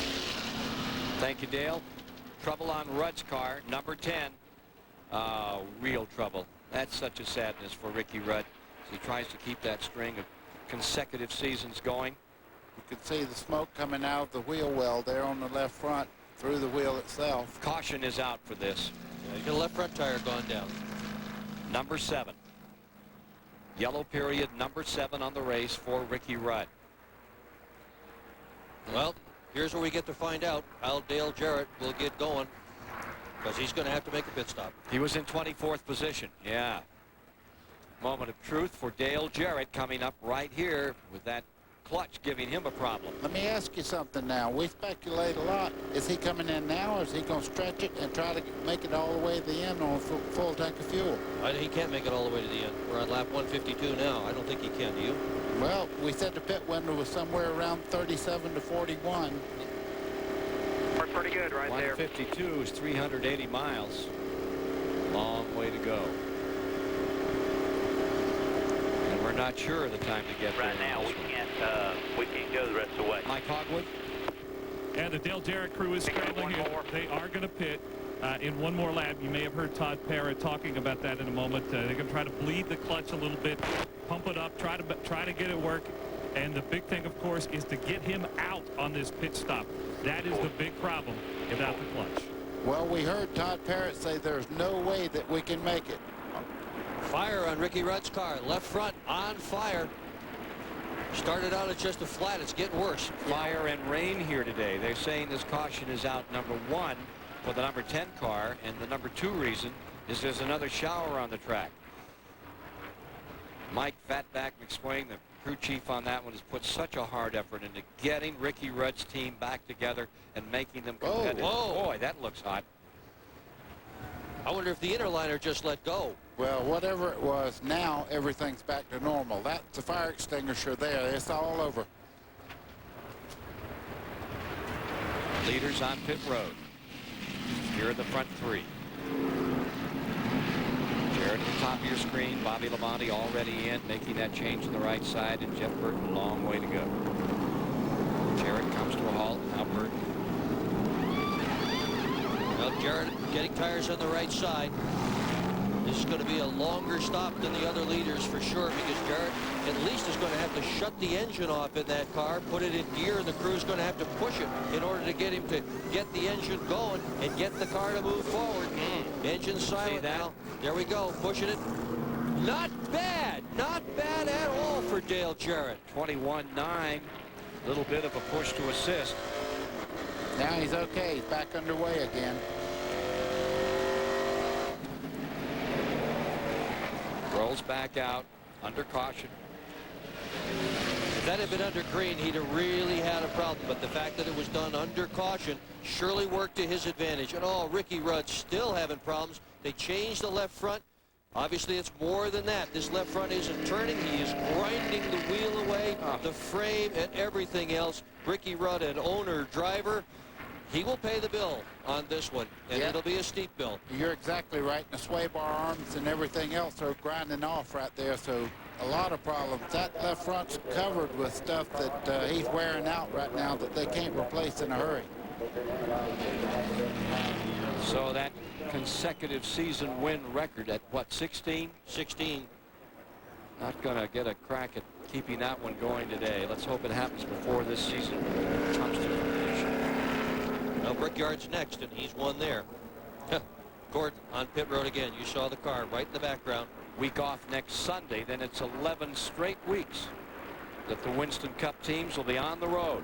That car's got a lot of damage to the right rear corner there. It's smashed all the way in past the tires there. You can see it right in there. A lot of damage on that car on the right rear corner. Yep, and it's on fire again. Not a fun day for Ricky Rudd. One of the more popular drivers in the Winston Cup Series. Been around a long, long time. Tenacious competitor. Has lost a sponsor. Not going well for Ricky Rudd, Chesapeake, Virginia. I would consider him one of the best light drivers, A, for his spirit. He's a fighter. He's still a good guy. And Rick Mast is now shown as the leader. I'm going to give you a little bit of trivia. Who did he drive for first in Western Cup? I remember Bud Moore way back. No. Dead. No, me. Baker? For you? I brought him into Western Cup with my race team. Good job, Baker. What year was that? Good job. Oh, none of your business. Rick Mast out in front again in the Pennsylvania 500.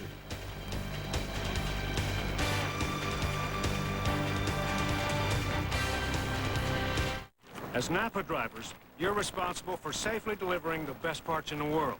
So I've brought in a special guest instructor. Ron Hornaday, NASCAR Truck Series champion. You want to go to the turns about 130. Well, what's a safe distance to be from the guy in front of you? 5 inches. It's called drafting. All right, get in the truck. I'm going to have to show you. You getting all this down? They're going to can me for this.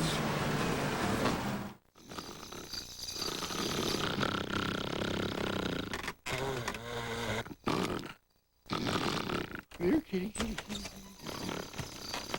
The new Silverado interior is so big, there's plenty of room for seating. And, in a pinch, Mommy said I could ride the pony. ample room for sleeping. Introducing Silverado, the truck from Chevrolet.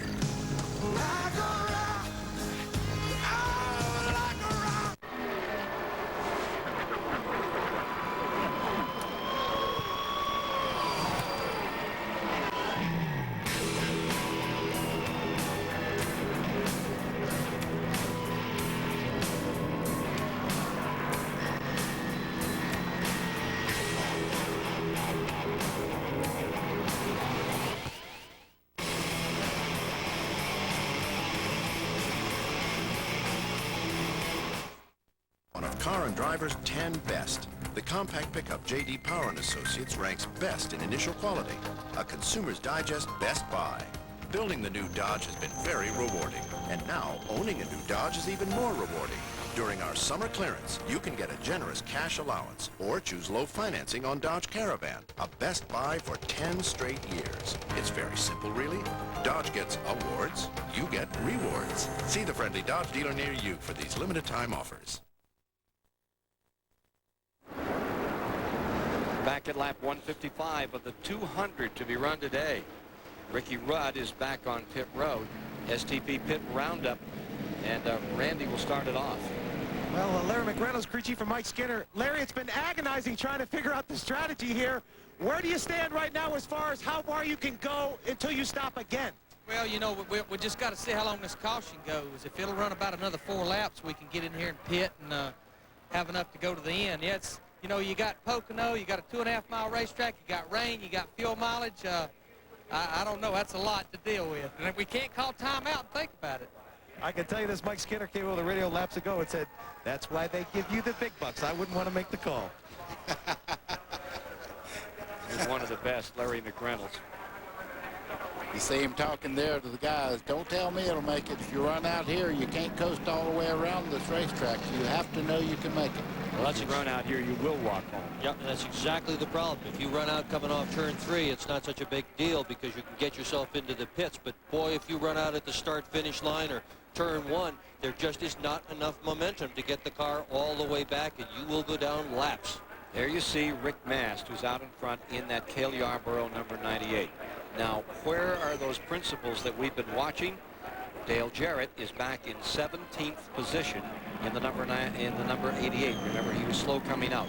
Mark Martin is in the 14th position with the number 6. Just in front of Mark Martin is Tony Stewart, the number 20 in 13th. Jeff Burton is in 12th. Mike Skinner is in 11th. Then you've got the Labonte brothers. Bobby Labonte, the guy that won here in June, is running 10th, and Terry Labonte, he always has a way of showing up at the end of the race, is in 5th. Pretty interesting. Got Rusty Wallace up in 7th now in the 2-car. Michael Waldrop is in 8th. How about this? Kyle Petty is in 5th position. 1 lap, and they're going to go green another time. And let's see who's going to duck onto pit road. Bobby Labonte for one, Jeff Burton for another. Mark Martin, All Dale of them. Jarrett. All Let's of them. just say all the front runners are down in pits. Big dogs are all ready to eat. Let's get a message from Steve Burns. Well, Ken, Bobby Labonte just ducked on pit road, and they topped off the gas tank. They made a stop a few laps ago, put on 4 tires, no chassis adjustments. But again, the big news is Jimmy Maycar just brought him down pit road. They topped off on gas. Perhaps they can make it the final 45 laps. To Mike Hogwood. Well, Dale Jarrett was just in as well, topping off on fuel. The entire team behind that car, they pushed him off, and considering no clutch, a great job by the 88 team to not lose any more time than they did here on pit road. Here you're riding with Dale Jarrett. He has an extra ace up his sleeve. The guy's name is Todd Parrott. You think back to 1997, that was the race where Musgrave, he's had a couple of good runs here, but Musgrave was in second, looked like he was going to make it all work. Todd Parrott made that last moment call. Was it going to be 2 tires or was it going to be 4 tires when they pitted the final time? And it was a question mark, I believe, as they came out of turn 3, and they went with 4 tires and gas. And that maneuver gave Dale Jarrett the 1997 Pennsylvania 500. I'll give you another ace up Dale Jarrett's sleeve, and it is brother Brad Parrott. I've been down on pit road enough times and watched that guy work all during the race, calculating fuel mileage, calculating the tires, keeping track of everything. He is an absolutely brilliant strategist. 2 brothers, Todd and Brad, work incredibly well together to support Dale Jarrett's racing effort. In 1997, Musgrave was in for 18 seconds in that last stop. Jarrett came in for, he came in for 18, and Musgrave was in for 13. They just figured that if they had a car that good, they could make it up, and they figured so correctly. Going to be fun to see how we shake this one out with a lot of interesting cars in front of the guys who have been the principals to date in this 500. And the other thing, we're down to a situation, if it goes green all the way, there's going to be splash and go efforts made by a lot of cars that can't make it. When they say they want a 1-second splash, how much gas is that, buddy? It don't matter, a couple of gallons, but if that's enough to get to the end, they'll calculate how much they've been using. They go to the gas pumps and check the fuel mileage every time they stop. Rick Mast leads him down into turn number 1. Car number 98, the veteran from Rockbridge, Baths, Virginia, has it up in front. Here comes Sterling Marlin wheeling to the outside. I believe he's being shown a lap down. Mast having a big day. His biggest day so far this year was at Pocono just 5 weeks ago. He led 7 laps in this exact same car. The only races he's led all year, both races here at Pocono. If you want to see somebody go to the whip, watch that 3 car of Earnhardt on the outside there masked. He's sniffing the lead, and I'll tell you what, when Earnhardt's sniffing the lead, hang on, because he's got it for it. Yep, he does. And Marlin has made up his lap. Sterling Marlin is back in the lead lap just on the tail end of it. Here they come. That Oklahoma Land Rush down into turn number 1. It's now led by Earnhardt. Mast is in there. Elliott is in there. Rusty Wallace. Mike Skinner coming up through. Stewart. Steve Park in this gang. Earnhardt, the black number 3. He's your leader. He had only led 2 laps so far this year in non-restrictor plate racing, open racing, where there are no restrictions on the amount of air you can suck into the engine. This is one of his best days all year in that kind of competition. The black car leads the collage. That car number 98 of Rick Mast, a very unusual paint job. Only the 4th race this year that Earnhardt has led. 98 there. Oh, no. Trouble. Hard crash. Bill Elliott, I believe. Yep. Ducking to avoid. Elliott looking for a good run today. Had been up here in the top 10. 8th yellow comes out, and that one is a hard hit. Yep, that's a big one. Hard hit. Oh, for Bill he's Elliott. okay. He just dropped the screen there. That's to let everybody know that the workers not to go out in too big a hurry. He's okay. When they drop that screen right there, that means to the workers that have to get out there, I'm okay. That's his 5th tough or 6th tough Pocono race in a row. He's just had everything go wrong, from brake problems to the hood pins failing to blowing up to having a tire go and chewing up the fenders. It always worries me when I see Bill Elliott putting that net down, because I'll never forget that race at Talladega. Remember the car set up in the air and came down? Oh, yeah. He put the net down, but he was pounding on the roof. We'll get a look at this thing in a moment as to what happened to Bill Elliott. He had been up in third as they were having this big confrontation for the top spot, running to the top 5 as this incident takes place.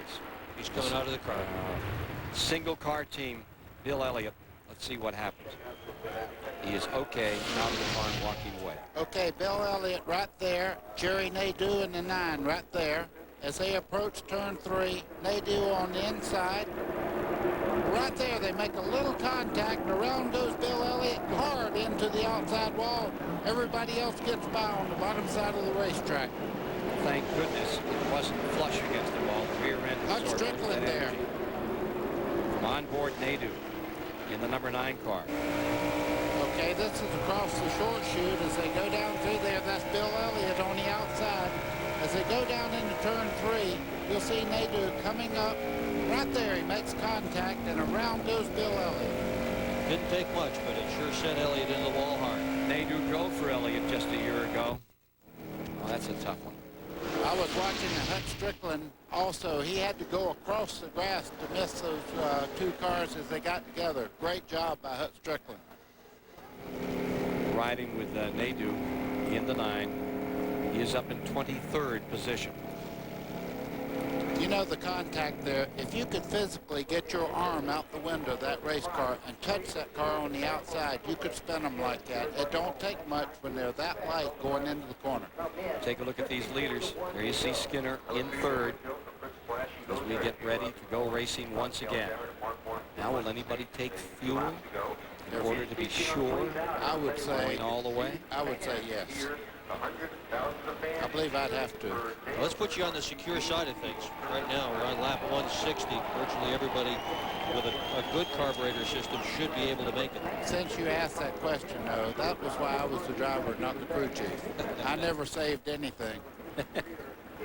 No, I think when the races were over, you probably barely had enough gas in your race cars to get yourself to the motel if you had to. You got it. See Skinner in 3rd. They're going to take them on the inside of that escape route, so they're going to give the rescue workers and the safety officials and so forth plenty of room to clean up that car. Yeah, they've been told to get down there. They'll come back out onto the track as they pick up the 94 car. Pit road is open. I see the green flag down there. As we speak, here they come towards pit road. Here they are. Hard on the top spot, the box. You see the 98 and the 31 on the bottom. And all kinds of stuff. Stewart has come in as well. Rusty Wallace making his pit stop. Let's watch these 3 for a moment. Splash and go.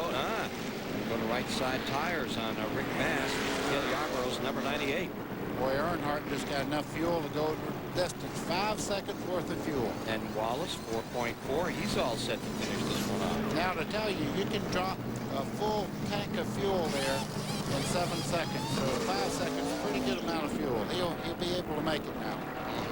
Truman was working on Skinner's right front fender, pulling it out. He apparently had contact with someone. So quick on pit road, they had to wait and let that field go by. And once again, this is going to mix the salad up a little. Good stop for Skinner, but a brilliant stop by Wallace. So they sort them out. Get down. We have 161 of 200 laps now completed. 161 of the 200 laps to make the Pennsylvania 500 today. Everybody working every possible angle to try to win this $2 million race. And it has been an eventful event. We're on our 8th caution. This after Bill Elliott's number 94 got hit. They just rebuilt this car. It's a car that only run one time before. They went through, made a bunch of minor changes, and put a brand new body on it. That's what they're going to have to do starting tomorrow morning. That's a lot more than the body. Yep. Boy, he's had a hard day.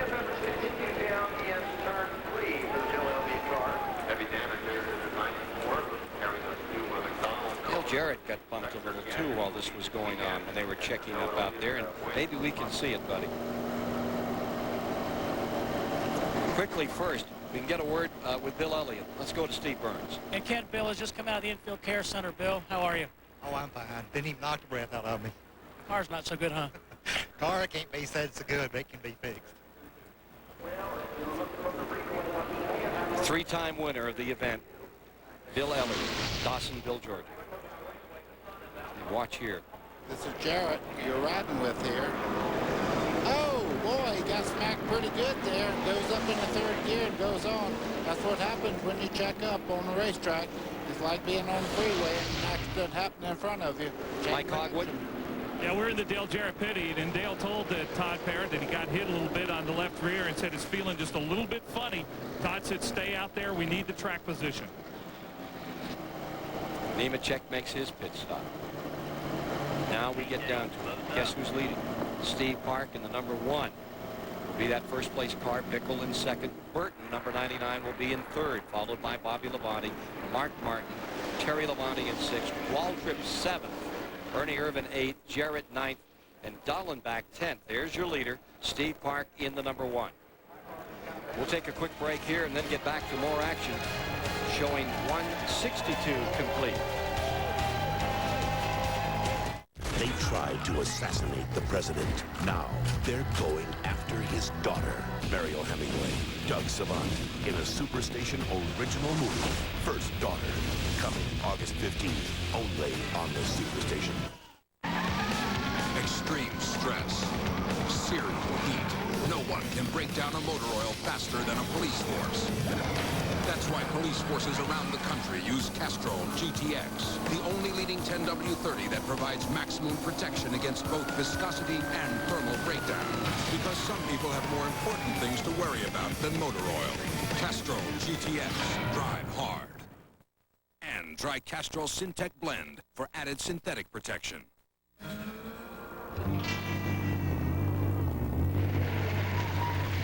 Hey, do you want to ride? Sure. You're going to have to squeeze in the back with us. Okay.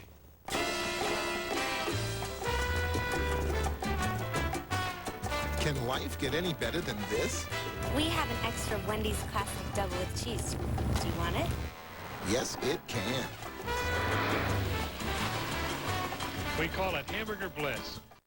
If these windows could talk, they wouldn't tell you how Fleetwood craftsmen build each home by hand, but about favorite family dinners.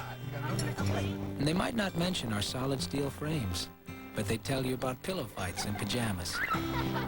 Because at Fleetwood, we know the quality that counts most in a home is the quality of life inside. Fleetwood Homes, quality for life. Call 1-800-350-2300 for a Fleetwood Homes retailer near you. Well, I live out here on a little old farm. I got a pickup, 2 tractors, a mower, and a little old boat. Ever-start battery in every one of them. One in that old pickup's been in there over 4 years. Starts right up every morning. EverStart. All the cold cranking power you'll ever need. No matter if it's 100 degrees or 0 outside. Starts every time. EverStart. The name says it all. Everything I got come from Walmart, except my wife and the milk cow. And if they had a place, I'd put a battery on them. Race fans, the 99 Simpson Racing catalog is now available. For information, call 1-800-71-RACIN or visit the Simpson website at simpsonraceproducts.com. You can be a Winston Cup team owner and compete for over $200,000 in cash and prizes by playing Ned Jarrett's Fantasy Cup Auto Racing. Call 1-800-877-RACE for your rule book. Communications provided by Racing Radios, the leader in racing communications worldwide. Call us today at 1-800-669-1522 for all your two-way needs for race teams and scanners and headsets for the fans. And at the track, see TrackScan on Vendors Row for all your on-site scanning needs.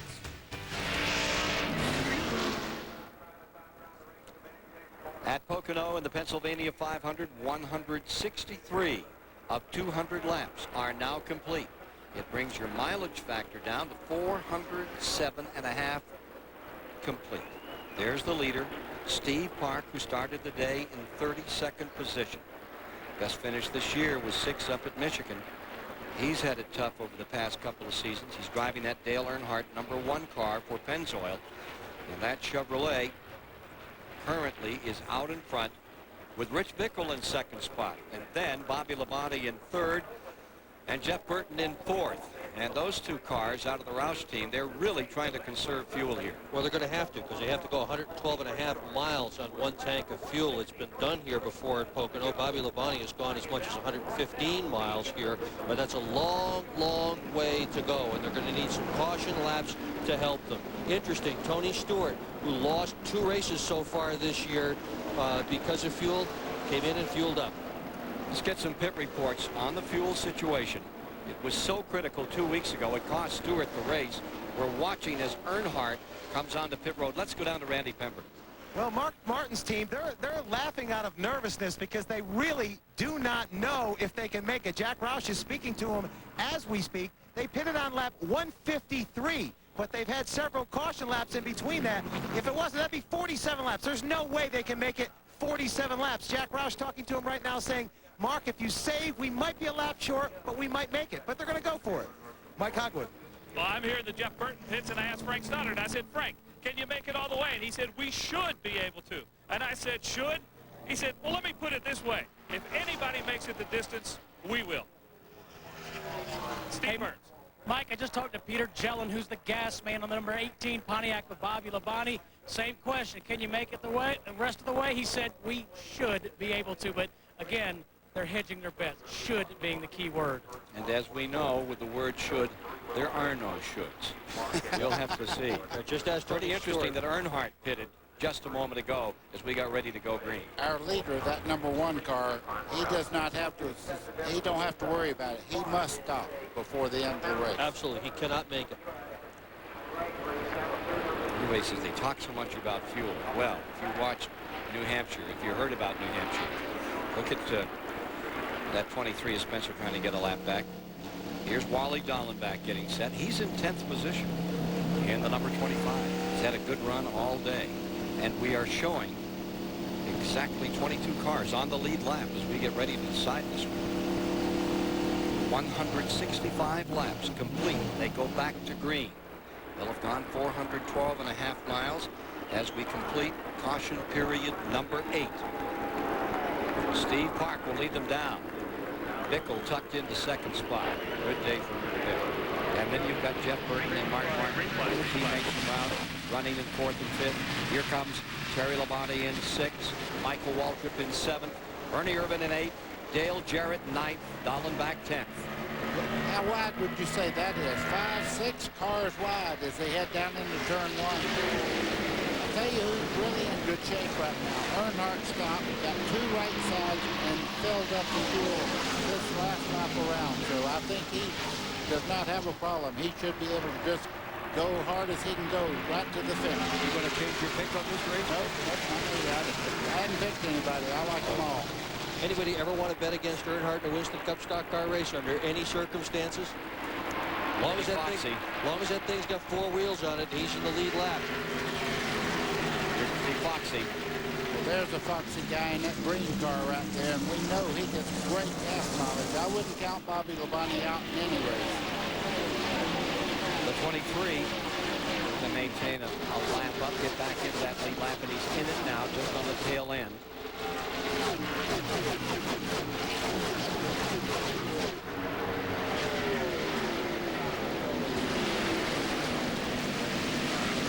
Earnhardt, 17. You know, we saw Dale Jarrett a while ago get sideways from somebody running into him. We got a chance to look at the left rear corner, and he does not have anything to worry about. Where he was struck was behind the wheel, no problem as far as the way the car will handle.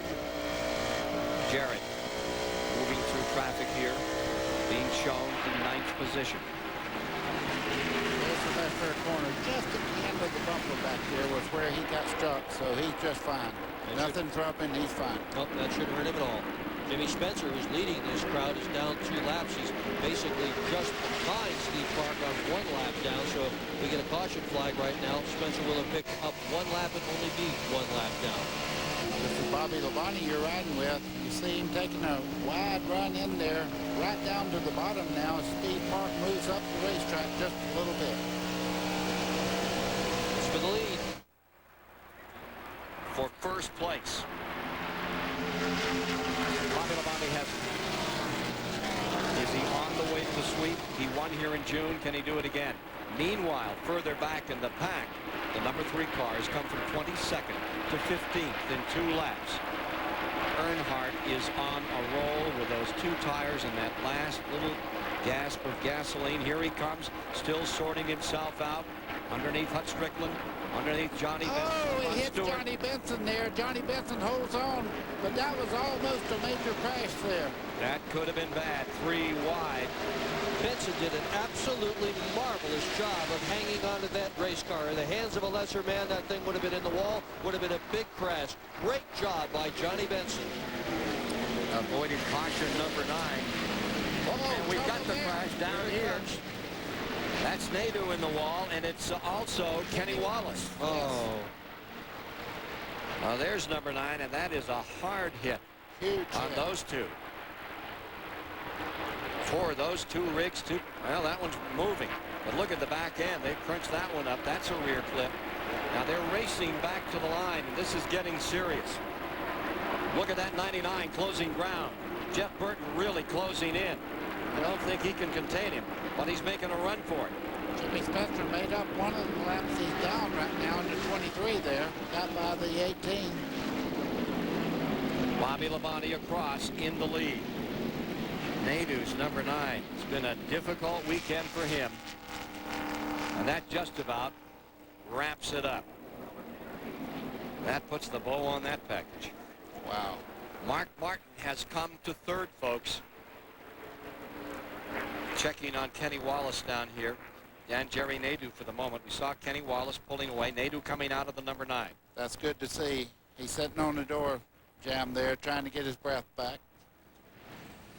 He really hit hard. Roof caved in.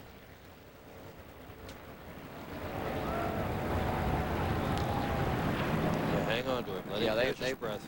I think they takes his helmet off, gets his earplugs out. He's just trying to. I tell you what, that really hurts when you hit that hard. look and listen. You're riding with Nadeau, number 9, down the long straightaway going to turn 1.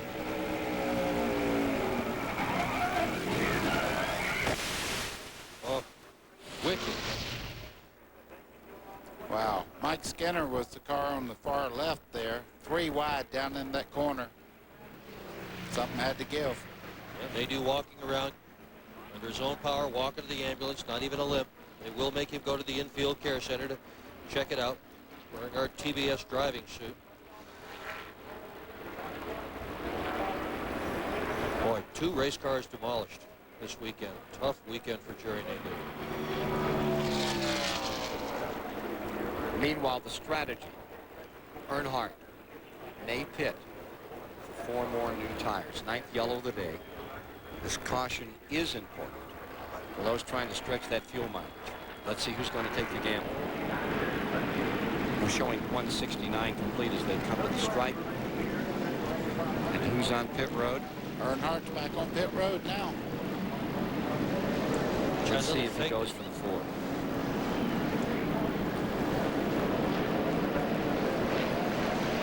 Dale Earnhardt eases down on the pit road. This is where the strategy can pay off. This Richard Childress team just makes such great calls. One of the greatest champions in NASCAR history.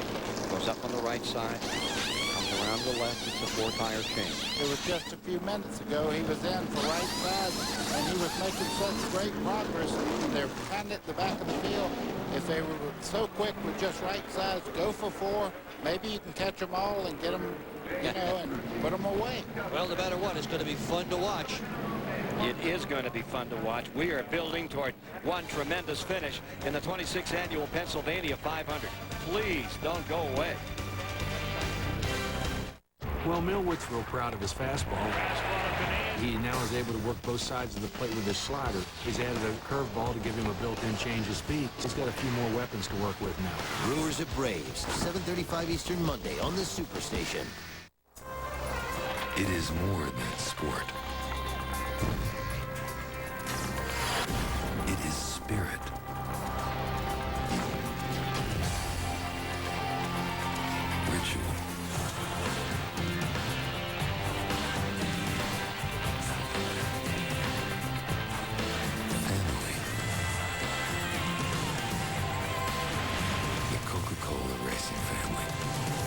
refreshed by Coke. They're the kind of folks who take pride in taking care of their car, who'd rather take the time, save the money by doing the job themselves. In other words, they're the kind of people who turn to AutoZone every week. And while they come to us for the quality parts, or the everyday low price, sometimes they come just for the advice. And that's okay, because at AutoZone, giving people what they need is what we're all about. Century Food Mart is your one stop for all the convenience store items you need.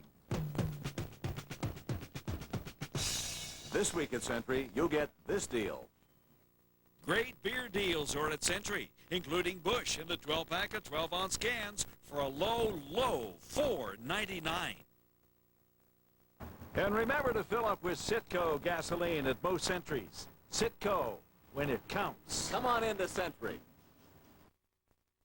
Roommakers is the designer's choice for unique accent furniture, lamps, and accessories, transforming your ideas into reality. Roommaker's decorating idea for today is exceptional lamps for your home, featuring Roommaker's Silhouette Shade. Just add light and watch the silhouette scene come to life. Complete your decorating project with Roommaker's many styles and choices with their constantly changing inventory. Roommakers, giving you the designer's look with factory savings.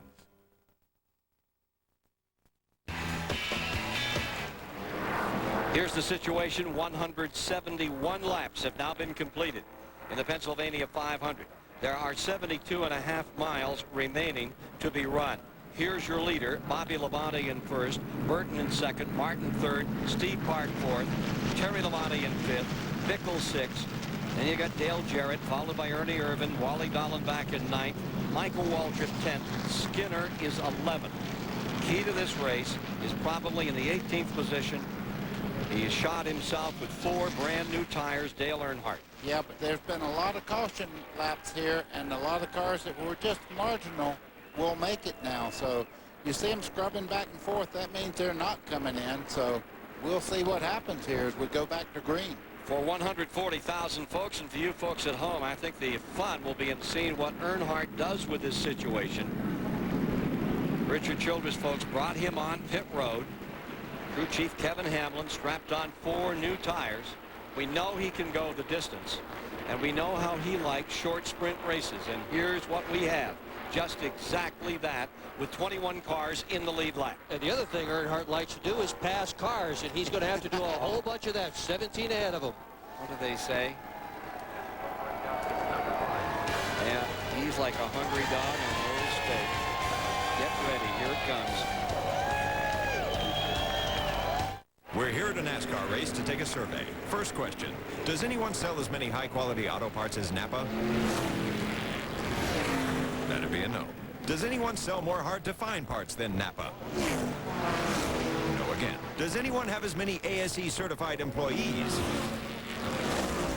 Last question, would you like to get paid for this survey? Just checking. Napa, over 200,000 parts, and everyone's important. If you're looking for a DirecTV system, the best place to buy one is Circuit City. We'll help you get exactly the right satellite system for your home. Enjoy over 40 channels for just $19.99 a month with select choice programming from DirecTV. And right now at Circuit City, you'll get a free self-install kit, a $50 value. Or we'll come out and professionally install your new system for just $99. Our knowledgeable sales counselors can answer all your questions. So check out DirecTV today at Circuit City. Rogaine Extra Strength is proven to work for 4 out of 5 men. I like my chances. Only Rogaine has extra strength, and it's proven to stop hair loss or regrow hair. Rogaine Extra Strength, proven to work. We're talking rugged, we're talking fun. We ride the best and the job gets done. Polaris ATVs are made in the USA. We're talking tough. 56. Buy a new Polaris ATV now with payments as low as $56 a month. See your Polaris dealer for details. Polaris ATVs, we're talking tough. In a battle against athlete's foot, you gotta have boom, tough actin' Tinactin. Nothing stops the itching, burning, and cracking like clinically proven Tinactin antifungals. They're so tough, they can even prevent athlete's foot. Get boom. Tough actin' Tenactin. There will be 173 of 200 laps complete as they come down out of turn 3 on this 2.5-mile tri-oval at Pocono, Pennsylvania, to decide a $2 million race. The 26th annual Pennsylvania 500. After having completed the 8th caution of the day, at the 9th caution of the day, they come to the line. Bobby Labonte leads them down to the green car on the outside. Elliott Sadler pops out in front, trying to make a lap up, and is just in front of Labonte, who now squeezes to the outside as they go into turn number 1, followed by Jeff Burton second. Mark Martin in third, Steve Park fourth, and it's Terry Labonte in fifth as they round the 14-degree bank into that the Long Pond straightaway, 3,100 feet down through there. Rich Bickleback in 6th, Dale Jarrett to 7th, Ernie Irvin in 8th, Dollenbach 9th, Michael Waltrip in 10th, and Earnhardt on a roll. He started 17th, and already he's picked up 2. He's to 15th. There's Tony Stewart coming with him. He goes up the outside. Around Musgrave, around Waltrip. He keeps on coming, blazing through traffic. Stanton Barrett, who's a lap or 2 down, getting passed by him. He stays right with the number 20. Closes in on Rusty Wallace. Down to the line. Earnhardt trying to make it in the final moments of this race up into one of those top spots. And he's already picked up to 15th. Every fan in the grandstand is on their feet, as they should be. Here comes Earnhardt on the bottom. Tony Stewart in the 20 there gets a good drive off the corner. Here he comes trying to get through on the bottom. It's blocked down there. The pick is number 11, Brad Bodine, so he slips back up on the outside at that evil elbow, the tunnel turn. Through it nicely. Wallace leads them through there. Earnhardt was held up just a little bit by Bodine. Lost about 3 car lengths there to Tony Stewart. Wallace 13th, Stewart 14th, Earnhardt in 15th. Mike Hogwood, a report on that number 3. Jeff Burton off the pace there on the inside of the racetrack. Whoops. The 99 is slowing down. One of the major contenders today.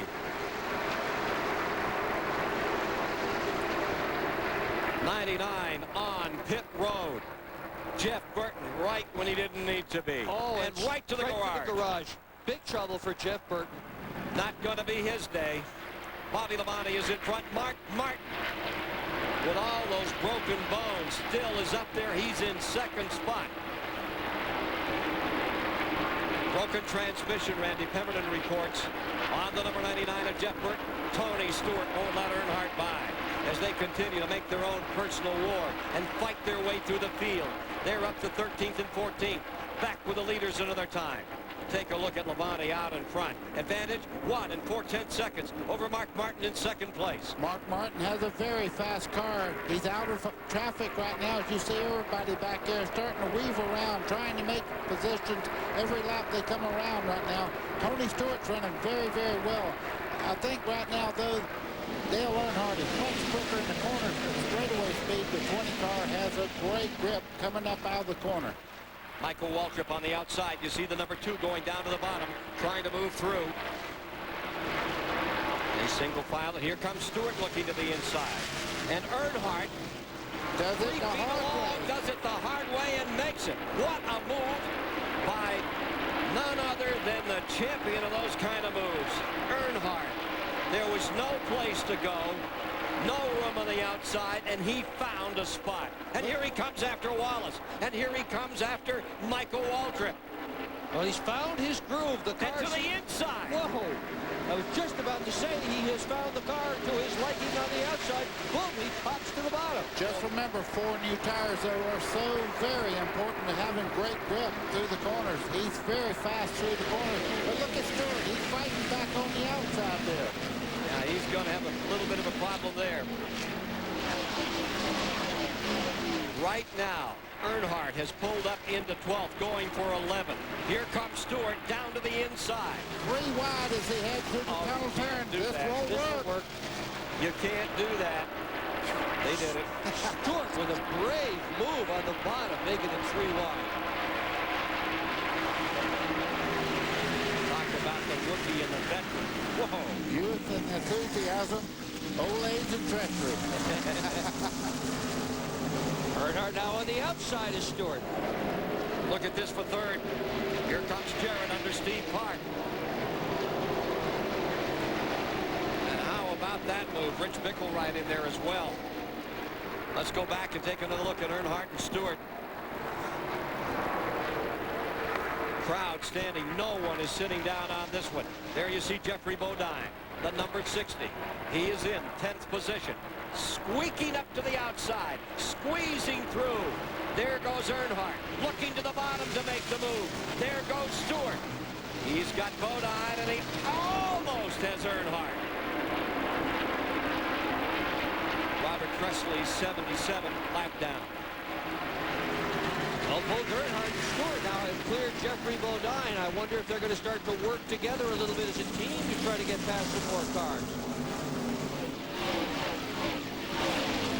I think teamwork went out on the last pit stop there. I think everybody's after it right now. Yeah, Labonte first by some 2+ seconds over Mark Martin. Jarrett staying third. You think these people don't love it? Everybody's standing up, clapping every time Earnhardt comes by. They know he has fresh tires.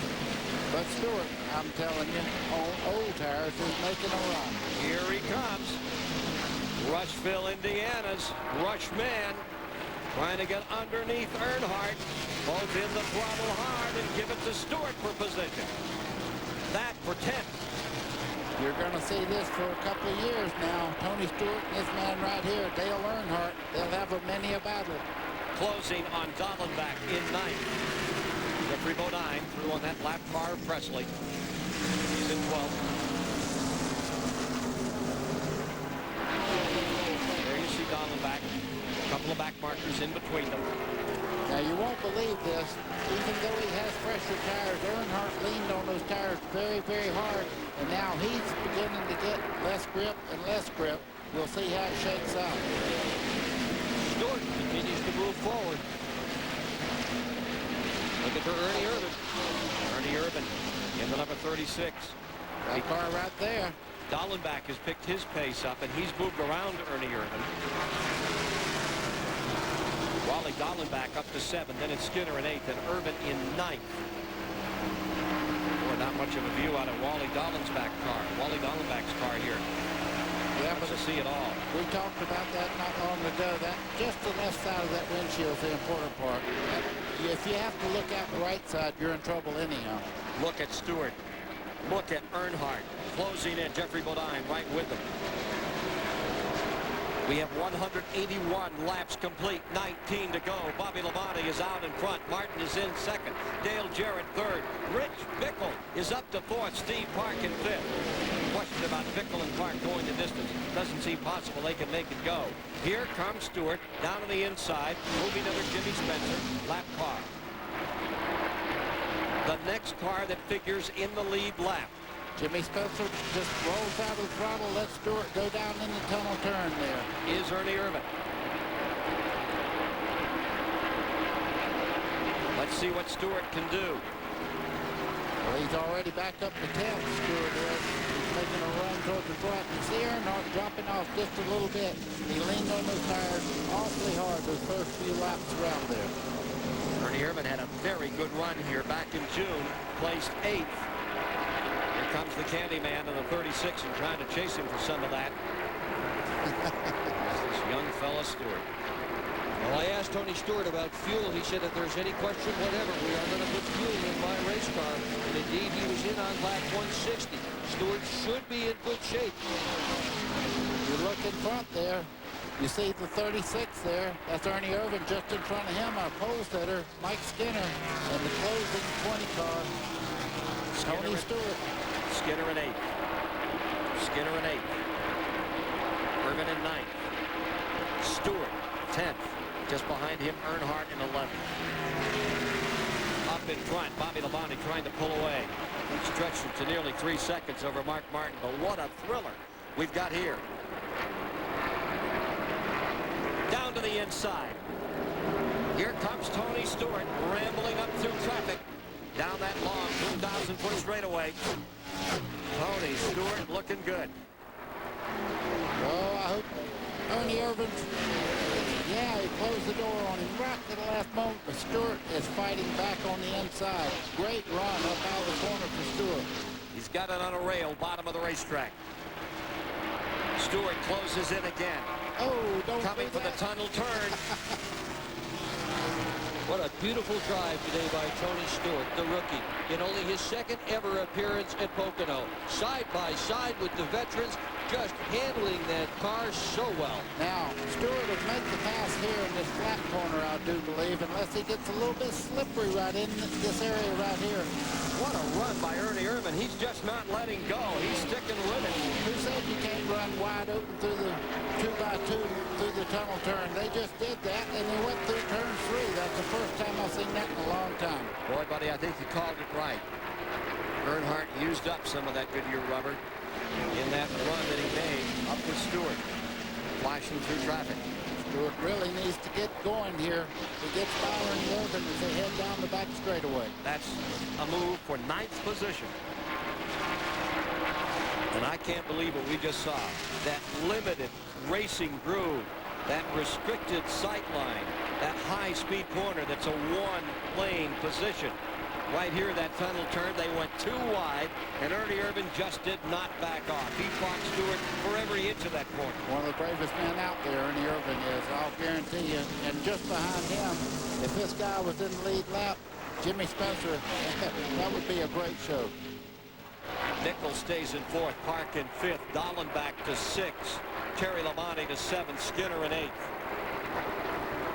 Bobby Labonte continues to lead. Mark Martin continues to run second. Jarrett in 3rd. And watch this battle.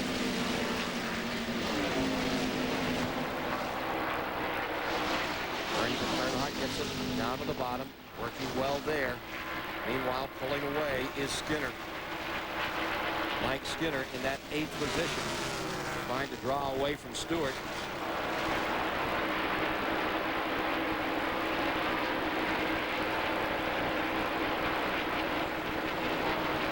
Just watching Dale Earnhardt go through the tunnel turn. He's picked up a little bit of a handling problem. He's not going through the corner like he'd like to be right now. There you Tony go. Stewart does not have that problem. 31. Last pit stop was 161, buddy, for Skinner. 20 was in on lap 161. Here comes Stewart on the inside trying to get by. Mike Skinner makes the pass going into turn 1. Stewart is putting on some exhibition. Give him 8th position with that move as he goes looking for Texas Terry Labonte. Every racetrack we go to, this guy picks up another 10,000 pounds. Let's go up to the leader. Here is Bobby Labonte in front, and he is building a tremendous lead over Mark Martin in 2nd spot. It's a big one. It's going to be like 4 seconds as he continues to build on this lead, trying to sweep both Pocono races this year. 4.8 at this point. There's Jarrett coming across in the 3rd position. And there is your 4th place car, Rich Bickle, followed by Steve Park. And down the inside, here comes Dallenbach. Dallenbach moving up. He's trying to take 5th position away. What a run Dallenbach is having for Rick Hendrick today. Amen, and he knows he's not going to be in the 25 next year. He's looking for a ride. Nothing will suit everybody more than him to have a great run today and get settled for next year. He had a terrific run at New Hampshire a couple of weeks ago. He's a fine race car driver. Here you see that leader, Labonte, out in front. Martin still in 2nd, and he builds on that lead. If anything, it's growing. I would be concerned about that. There's nothing conservative about the effort that Bobby Labonte is making. You don't want to give it all. You've seen so many times you get so close, and then that motor distributes itself all over the asphalt. Take a look at Jarrett in 3rd. What a day he has given this Pocono crowd. Some magnificent racing. You're with him now as he looks up toward Martin. I see a car that's barely coasting up in the far end of the racetrack up there. If he does not get back, you can see right there the 22 of Ward Burton, right front tire flat. He's going to make it back to the pit. Now, whether he put any debris on the back straightaway or not that would bring out a caution, we don't know. Second time today, right front tire down. The first time he made an incredible save. Looked like he was going to stuff it in the wall. Ward Burton, one of the favorites. 188, track stays green. Labonte is opening distance between himself and Mark Martin in second spot. Martin has got to be wondering about Pocono. He has never won here. He's already finished second 3 times. If he stays where he is, he'll be 4. And falling into the clutches of Dale Jarrett. That's what he has to worry about right now. Dale Jarrett has been one of the fastest cars